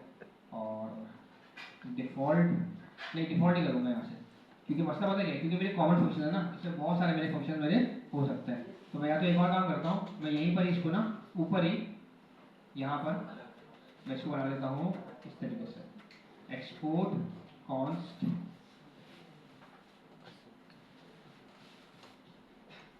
कुछ इस तरीके से। मैं इसका नाम चेंज करता हूँ, सेंड ईमेल ओटीपी से हटा के कर देता हूँ जनरेट ईमेल, और मैं बोलूँगा जाने क्या मुझे मिलेगी, मुझे मिलेगी इधर मेल, और शायद मुझे मिल जाए ओटीपी, ठीक है। एसिंग बहुत अच्छी बात। अच्छा जी, अब अगर भाई मेरा ईमेल मेरा रेडी हो रहा है। अच्छा अब ईमेल ले जाने के लिए ना हमें एक चीज़ की जरूरत होती है, हम कहते हैं ट्रांसपोर्टर। जैसे हम यहाँ भी अगर हमें मुझे एक सामान मुझे यहाँ से वहाँ के लेके जाना है, तो उसको क्या बोलूँगा, ट्रांसपोर्टर बोलूँगा ना यार, भाई ट्रांसपोर्टेशन मुझे प्रोवाइड कर रहा है वो। तो एक हमारे पास होता है ट्रांसपोर्टर, वो ट्रांसपोर्टर बेसिकली बताएगा कि भाई साहब आके सामान लेके कौन जाएगा। तो हम उसको बता रहे हैं ट्रांसपोर्टर को कि भाई साहब मेरा ईमेल एड्रेस तुम नोट कर लो, मेरा पासवर्ड तुम नोट कर लो, बेसिकली ये होगा मेरे पास ट्रांसपोर्टर, ये कौन होगा भाई साहब मेरे पास मेरा ट्रांसपोर्टर। अच्छा जब मैंने ट्रांसपोर्टर मैंने क्रिएट कर लिया, तो फिर मुझे मेल के उसको ऑप्शन बताने पड़ेंगे कि भाई आखिर में ईमेल भेज किसको रहा हूँ, आखिर में ईमेल भेज किसकी तरफ से रहा हूँ, आखिर में ईमेल के अंदर भेजूंगा क्या, ये तीन चीजें, भेज किसको रहा हूँ, भेजूंगा किसकी तरफ से, और भेजूंगा आखिर क्या। तो मैंने बता दिया भाई फ्रॉम किसकी तरफ से मेरी ईमेल जाएगी, टू किसकी तरफ मेरी ईमेल जाएगी, बॉडी के अंदर कुछ मैंने लिख दिया एक्सप्रेस, और मैंने बोल दिया भाई साहब कि जो ही मुझे उसको डेटा मुझे उसको भेजना है। जी दोस्त, हाँ इसका इनका प्रोसेस है ये अब जाहिर है हमारा खुद का बिल्ट इन फंक्शन तो है नहीं, कि इन्होंने हमें दिया है। दोनों में चेंज हमने कोई ट्राई किया, चेंज करके चेक कर लेता हूँ, अभी चेक कर लेते, मैंने वैसे कभी ट्राई किया नहीं है क्या होता है उससे। अच्छा जी खैर, फिर ट्रांसपोर्ट के लिए क्या करता हूँ, वैसे अपनी ईमेल वगैरह मैं सेंड कर दूंगा। ये इतना सा बेसिकली काम है, छोटा सा ईमेल भेजने का, और कुछ भी नहीं है इसके अलावा, बस यही काम है। और जरा हम भेज के चेक करते हैं, बस इसके अंदर सिर्फ एक इंपॉर्टेंट चीज़ है। बोलो बोलो। हाँ हाँ कोई मैंने कभी ट्राई नहीं किया बीसीसी करके, हो सकता है कोई ऑप्शन होगा, ट्राई कर सकते हैं। अच्छा फिर अब वो देखना पड़ेगा कि नोट में की डॉक्यूमेंटेशन में कि बीसीसी और सीसीसी करने का हमें क्या तरीका इन्होंने अवेलेबल किया हुआ, मैंने कभी इत्तेफाक नहीं हुआ मेरा करने का, हो सकता है पॉसिबिलिटी है। आओ चेक कर लेते हैं, आओ चेक कर लेते हैं, नोट मेरे की वेबसाइट देखते हैं, नोड मेयर वही वाला तरीका, नोड में इंस्टॉल कर लो, ये कर लो, वो कर लो, ठीक है भाई। फिर रिक्वायरमेंट बता रहा है कम से कम भी 6 वर्जन आपके होना चाहिए, उम्मीद है कि तो हर एक के पास होगा। अच्छा जी फिर वही देखो, वही तरीके का, वही नोट में रहेगा पूरा। अच्छा ये भी बता रहा आपको एसएमटीपी के जरिए, मैंने आपको डॉक्यूमेंटेशन की तरफ क्यों लेके नहीं गया, क्योंकि एसएमटीपी क्रिएट करना फिर एक अलग काम है, उससे ज़्यादा बेहतर ये है कि हम अपने जीमेल एड्रेस से डायरेक्ट हम भेजते हैं, वो थोड़ा ज़्यादा आसान है हमारे लिए। अच्छा अभी पिछले एक इंपॉर्टेंट चीज़ है वो ये कि हमने जो यहाँ पे लिखा है ना कि मेरा ईमेल एड्रेस मेरा पासवर्ड, ये ईमेल एड्रेस हमारा वाला नॉर्मल वाला आएगा, लेकिन ये पासवर्ड थोड़ा सा यूनिक होगा। ये पासवर्ड ये वाला नहीं है जिससे मैं अपने आगे अपने ईमेल एड्रेस खोल रहा हूँ, ये पासवर्ड होगा क्या होगा, यूनिक होगा, जो कि मुझे अंदर से अपने जीमेल के अंदर जाके ढूंढना पड़ेगा, और मुझे अपने जीमेल में जाके अलाउ करवाना पड़ेगा कि भाई साहब हेलो मैंने तुमसे पासवर्ड निकाला है अपना, और अब उस पासवर्ड से कोई बंदा भी ईमेल एड्रेस वगैरह सेंड कर सकता है, यानी कि बेसिकली जो मेरा एक्सेस लेगा, मेरा जीमेल मेरा एक्सेस लेगा कि हाँ भाई सुजान साहब देखो तुमने मुझे अलाउ किया था कि कोई बंदा भी तुम्हारे पास से ईमेल एड्रेस सेंड कर सकता है। तो वो निकालना थोड़ा सा पेचीदा काम होता है, अभी हम निकालेंगे उसको भी पहले। अच्छा खैर वापस आता हूँ और आके देखता हूँ सीसीसी वीसीसी क्या करने का तरीका है भाई। ये रहा भाई, क्या बता रहा है ये फ्रॉम के अंदर क्या भेजोगे, किसने भेजना है, तू जो भेजेगा बोले सीसी के अलग से आप वैल्यू डाल दो। टू वगैरह क्या होगा, कॉमा सेपरेट लिस्ट, ये तो लिस्ट है ना, सीसी नहीं है ये बोला मल्टीपल लोगों पे आप भेज सकते हो। अच्छा ये वाला काम मुझे करना है, ये मेरे को बहुत बड़ा मेजर इशू आ रहा है। अल्लाह करेगा आज आपको याद आता तो कर दूंगा मैं ये। मैंने सोचा था वैसे कि क्लास में कर लूँ, लेकिन वही वाली बात है गिटहब को बैठ के क्लोज करो, बहुत लंबी फटी है, मैं लैपटॉप में लाने की आदत है नहीं। अब क्या चीज़ हो रहा है बेसिकली कि जो बंदा मेरे पास अप्लाई करता है ना, तो अप्लाई के लिए क्या होता है कि इजी अप्लाई पर क्लिक किया, मेरे पास उसकी प्रोफाइल का लिंक है और रेज्यूमे का लिंक है। मतलब बेसिकली मेरे पास बंदे की यूजर आईडी है। फॉर एग्जांपल मैं अब्दुल्ला आता है, अब्दुल्ला बोलता है कि भाई मैंने इजी अप्लाई करना है। अब जैसे ही इजी अप्लाई पे क्लिक करेगा ना, तो उसकी आईडी तो है, मैं क्या करूंगा उसकी आईडी से उठा के उसका जो उसने अपने रेज्यूमे अपलोड किया हुआ है वो और उसका प्रोफाइल का लिंक, मैं एक प्यारा सा टेम्पलेट बना के ना, मैं जिस बंदे की जॉब थी ना, जिसने अपना ईमेल एड्रेस डाला हुआ था कि भाई इस ईमेल एड्रेस पर अपना अप्लाई करना है जॉब के लिए, मैं उसको सेंड कर दूंगा। अब उसको ईमेल किसी तरह से गई, हायरिंग मैन की तरफ से। बंदा कौन सा अप्लाई करने वाला, अब्दुल्ला। कंपनी थी कौन सी वर्जन, एबीसी। अब एबीसी कंपनी को अगर रिजेक्ट करना है अब्दुल्ला को, तो वो भैंस से मुझे मेल कर रहे हैं, वो सेंड क्यों कर रहे हैं, वो रिप्लाई कर रहे हैं यार अभी या तो फुल हो गई है या तो कुछ भी। इंटरव्यू में कॉल करनी है ना, वो डायरेक्ट से रेज्यूमे से निकाल के डायरेक्ट नंबर कॉल कर रहे हैं, वो मसला नहीं है। वो रिजेक्शन की ईमेल ना इसलिए मेरे पास आ गई, मेरे पास नहीं आनी चाहिए, वो किसी में आनी चाहिए थी अब्दुल्ला के पास। अगर उनको अब्दुल्ला की सीवी समझ में नहीं आ रही या उनको ये लगता है कि नहीं यार इसकी जेडी इसकी प्रॉपर नहीं है या कुछ भी एक्सपेक्टेड, तो उनको चाहिए था कि अब्दुल्ला से डायरेक्ट बात करते हैं। वो रिजेक्शन की ईमेल किसी को भेज रहे हैं, मुझे भेज रहे हैं। अभी मुझे बहुत बड़ा मुझे ये इशू फेस हुआ, ये भी रिसेंट कुछ टाइम की मतलब बात है, 3-4 दिन हुए हैं कि मतलब मुझे बड़ा प्रॉब्लम फेस हो रहा है।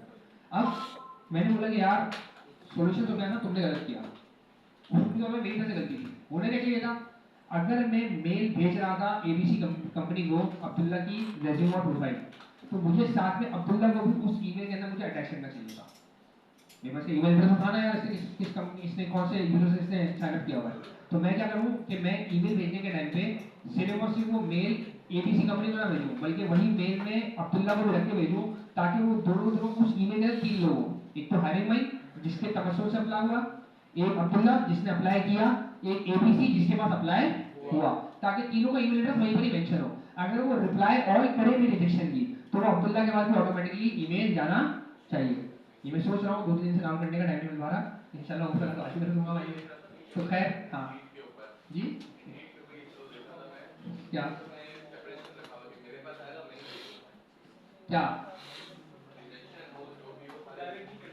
अच्छा हाँ गाड़ी पर वो इंडियन का कोई ना कोई हिसाब किताब होगा मिडिल में रहने का, मतलब मिडिल में रहने के अपने फायदे हैं, सारी बात है, लेकिन मैं नहीं रहना चाहता, मेरे पास तो टाइम है भाई, मैं कहाँ बैठ के रोजाना के ईमेल छानूंगा कि किस किस की रिजेक्शन आई है फिर मैं उसको सेंड करूँ, इतना टाइम नहीं मेरे पास यार। ऑटोमेशन नहीं ना, फिर मुझे जीमेल के जरिए मुझे कुछ ना कुछ तरह की सेटिंग करनी पड़ेगी, बहुत लंबी खपत है ना, मेरे पास तो टाइम है। तो फिलहाल मेरी ज़्यादा बेटर है कि भाई मैं बंदे को सीसी कर दूँ या मैं टू में आगे भेज दूँ, तो टू अलग चीज़ है, सीसी अलग चीज़ है, मतलब मैं लोगों को चाहूँगा सीसी भी वगैरह मैं कर सकता हूँ। अच्छा जी वापस आते हैं। अच्छा अब आता है दूसरा मुद्दा मेरे इंपॉर्टेंट कि भाई मैंने कॉन्फ़िग की क्या बात बोली है, मैंने कॉन्फ़िग को ये बात बोली है कि भाई साहब ये ईमेल एड्रेस आपने ट्रांसपोर्टर यूज करना है, वो कौन सा है भाई, जीमेल का ट्रांसपोर्टर है जिसका ईमेल ये होगा, पासवर्ड ये होगा। अब ये मुझे ईमेल एड्रेस और पासवर्ड वगैरह इसको मुझे प्रोवाइड करना है, तो ये ईमेल एड्रेस और पासवर्ड वो वाला ईमेल एड्रेस और पासवर्ड नहीं होगा जो कि पासवर्ड नॉर्मली मैं लॉगिन करने के लिए लिखता हूँ। ये पासवर्ड मुझे कहाँ निकालना पड़ेगा, मुझे जीमेल के अंदर से जाकर मुझे निकालना पड़ेगा। अब उसके लिए बाकायदा मैंने एक डॉक्यूमेंट में बना के रखा हुआ है, how to find your email password for sending emails. भाई कैसे निकलेगा, इसका भी तरीका है। तो यूज जीमेल सर्विस लाना ढंगाना, आपको भाई क्या करना पड़ेगा, आपको थर्ड पार्टी ऐप की सिक्योरिटी रीजन वगैरह आपको अप्रूव करवाने पड़ेंगे, ये वो XYZ, one by one step by step है। इनेबल 2 स्टेप वेरिफिकेशन, आपके जीमेल के अंदर 2 स्टेप वेरिफिकेशन आपकी इनेबल होनी चाहिए। अच्छा ये मैं आपको काम सबको बोलूंगा लाजमी कि आप ये वाला काम करना हैकाथॉन से पहले लाजमी कर लेना। भाई फॉर एग्जांपल अगर हैकाथॉन में कोई रिक्वायरमेंट आ जाती है कि भाई हम चाहते हैं कि हम यूजर को बाकायदा ईमेल भी भेजें, अब वहां पे अगर आप बैठ के अगर आप करने लगे ना ये सारे चोचले, तो आपके 2-3 घंटे तो भाई साहब उसी में बर्बाद हो जाना है। क्योंकि देखिए वाले भाई जीमेल है, ये मेरे डॉक्यूमेंट पता नहीं मैंने कब का क्रिएट किया हुआ है, हो सकता है यहाँ पे कोई डेट आ रही हो, जून 16 2024, आज अप्रोक्सीमेटली 1 साल से ऊपर हो गया। भाई हो सकता है कि जीमेल ने अपना फ्लो चेंज कर दिया हो, जहाँ पे भी चीजें अगर ढूंढूं वहाँ मुझे ना मिले, सही है। तो अगर आपके 2-3 घंटे अगर आपके हैकाथॉन में बर्बाद हो गए, पता जिंदगी खराब हो जाएगी। तो मेरा आप सबको ये मशवरा होगा कि लाजमी ये वाला काम आप लोग पहले से अपने पास करके आप लोग अपने पास रखिएगा। अच्छी बात है, शुगर कभी भी दूसरे को ईमेल वगैरह भेज के चेक भी कर लीजिएगा भाई आ भी रही है कि नहीं आ रही, सही है ना। और यकीन भी हो जाएगा हाँ भाई मुझे ये काम करना भी आता है। तो दूसरी बात ये हैकाथॉन में उनकी रिक्वायरमेंट आती है तो आपको पता है भाई साहब कोड मेरा रखा हुआ है, जीमेल का बिंदास में रेडी पड़ा हुआ है, मैंने टक करके बस कोड को छेपना है और मेरा काम फाइनलाइज है। अच्छा जी वापस आते हैं। तो भाई 2 स्टेप वेरिफिकेशन आपको करवानी पड़ेगी। दूसरा क्या काम है भाई, 2 स्टेप वेरिफिकेशन ऑन करने के लिए आपको क्या करना पड़ेगा, सबसे पहले आपको जाना है myaccount.google.com पे। मेरा भाई समझाना आ गया यहाँ पे, कहाँ जाऊँ भाई, क्लिक ऑन सिक्योरिटी, पहले सिक्योरिटी पे जाओ, ये रहा भाई सिक्योरिटी। फिर क्या बोल रहा है भाई, under signing into Google find 2 step verification, sign in to Google क्या है भाई, sign in Windows, sign in to Google, 2 step verification मेरी देखो ऑन हुई थी 2022 नवंबर 5 मैंने ऑन की थी। मैंने क्यों ऑन की थी मुझे भी याद नहीं होगा, तो शायद मैंने सच में नोट में लगी वैसे ही ऑन की हो पहली दफा जिंदगी में, कुछ भी पॉसिबिलिटी है, मुझे एक्जैक्टली याद नहीं मैंने किस ऑन की थी। अच्छा जी खैर, फिर follow on the on instruction to setup 2 step verification, मतलब फिर 2 स्टेप वेरिफिकेशन आपने ऑन कर ली होगी तो फिर आपको कुछ आपसे वो काम करवाएगा। 2 स्टेप वेरिफिकेशन मतलब क्या होता है कि या तो हो सकता है वो आपको बोले कि मैं आपको आपके मोबाइल के ऊपर आपकी स्क्रीन के ऊपर कुछ ना कुछ नंबर दिखाऊंगा, आपको बताना होगा क्या है, या मैं आपको आपके नंबर पे मैसेज करूंगा ओटीपी, तो आपको मुझे बताना पड़ेगा क्या है। यानी 2 स्टेप होंगे वेरिफिकेशन के लिए बेसिकली। तो जब भी आप लोग ऑन कर लोगे फिर उसके बाद आपको क्या करना है, अब आपको अपना ऐप का पासवर्ड आपको जनरेट करवाना है। यानी कि मेरे को मेरा ईमेल एड्रेस हो जाए मेरा डन हो चुका, क्योंकि मैंने अपनी 2 स्टेप वेरिफिकेशन ऑन कर ली, तो यहाँ पे आगे ले सकता हूँ अपना ईमेल एड्रेस imnosufyan@gmail.com। अब लेकिन मेरे को मेरे पासवर्ड की टेंशन है, अब मुझे मेरा पासवर्ड क्या करना है भाई साहब, जनरेट करवाना है, जो कि पासवर्ड में नोट करने के लिए बाकायदा मैं इस्तेमाल कर सकूँ। अब उसके लिए क्या कहना है, after enabling 2 step verification you can generate N app password. आप अपना ऐप पासवर्ड जनरेट करोगे, हमने कहा ठीक है। बोले भाई क्या करोगे, myaccount.google.com पे जाओ, मैंने कहा ठीक है। बोले सिक्योरिटी पे जाओ, चला गया। बोले साइन इन इनटू गूगल के अंदर जाओ और जाके ढूंढो ऐप पासवर्ड। क्या ढूंढना भाई साहब आपको, ऐप पासवर्ड। हम वापस आए यहाँ पे, हम बोला भाई साहब ऐप पासवर्ड, पासवर्ड तो है यहाँ पे, ऐप पासवर्ड ढूंढना है भाई।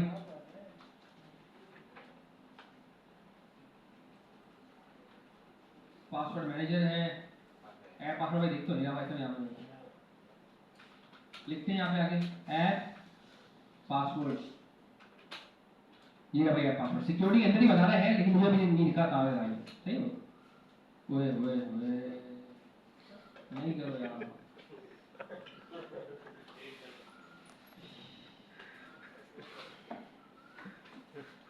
अपडेट करना पड़ेगा मैं,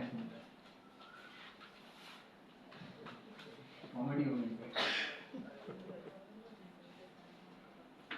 चले खैर अपडेट करते पासवर्ड में। अबे यार नहीं करेगा, गुस्सा आ रहा है। देखते हैं यहाँ पे कहीं पासवर्ड अपडेट करने का ऑप्शन है।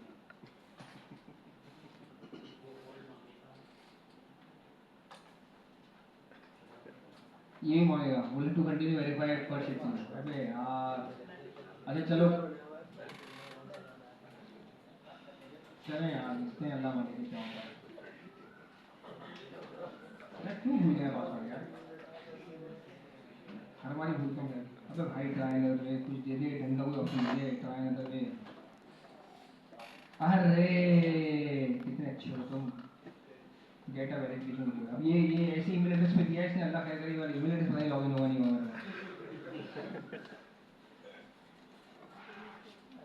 नहीं लिखा।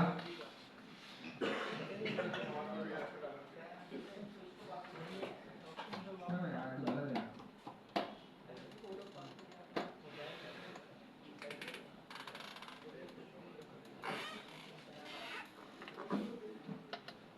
भाई और कोई तरीका बता दे यार, कोई फोन में कोई भेज दे। आया आया आया भाई आया,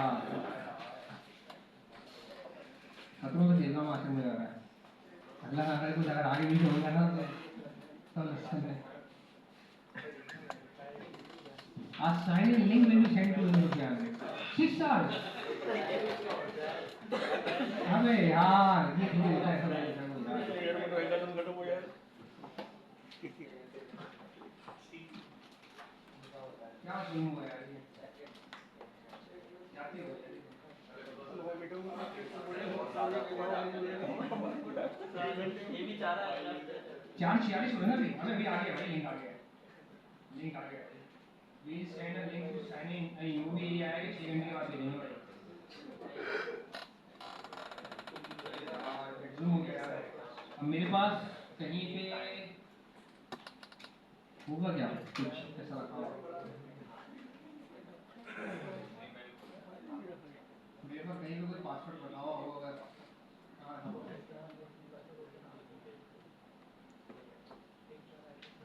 एक काम हो सकता है जुगाड़ इस तरीका सोचा हुआ रेलवे के डॉट ये भी के अंदर रखा हुआ होगा हायरिंग माइन का लेकिन सवाल ये कि इसके लिए मुझे गिटहब लॉगिन करना पड़ेगा इसका पासवर्ड कौन बताएगा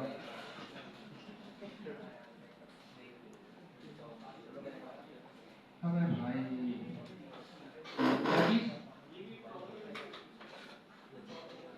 क्या चीज़ पासवर्ड अजीब ही लोग हैं ना यार ये। अच्छा खैर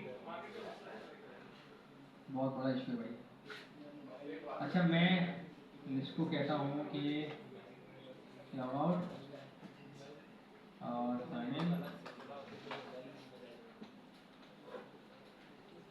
अबे भाई क्यों चेंज नहीं करके दे रहा आप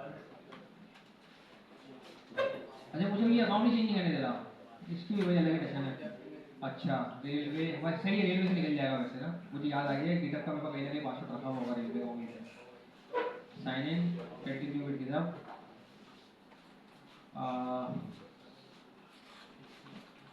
ढूंढता हूँ मैसेज के अंदर कहीं ना कहीं होगा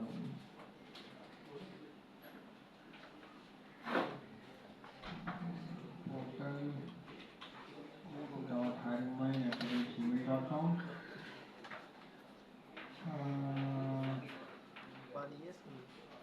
अरे मैं थोड़ी देर के लिए पीसी स्क्रीन ओनली कर रहा हूँ सही है भाई और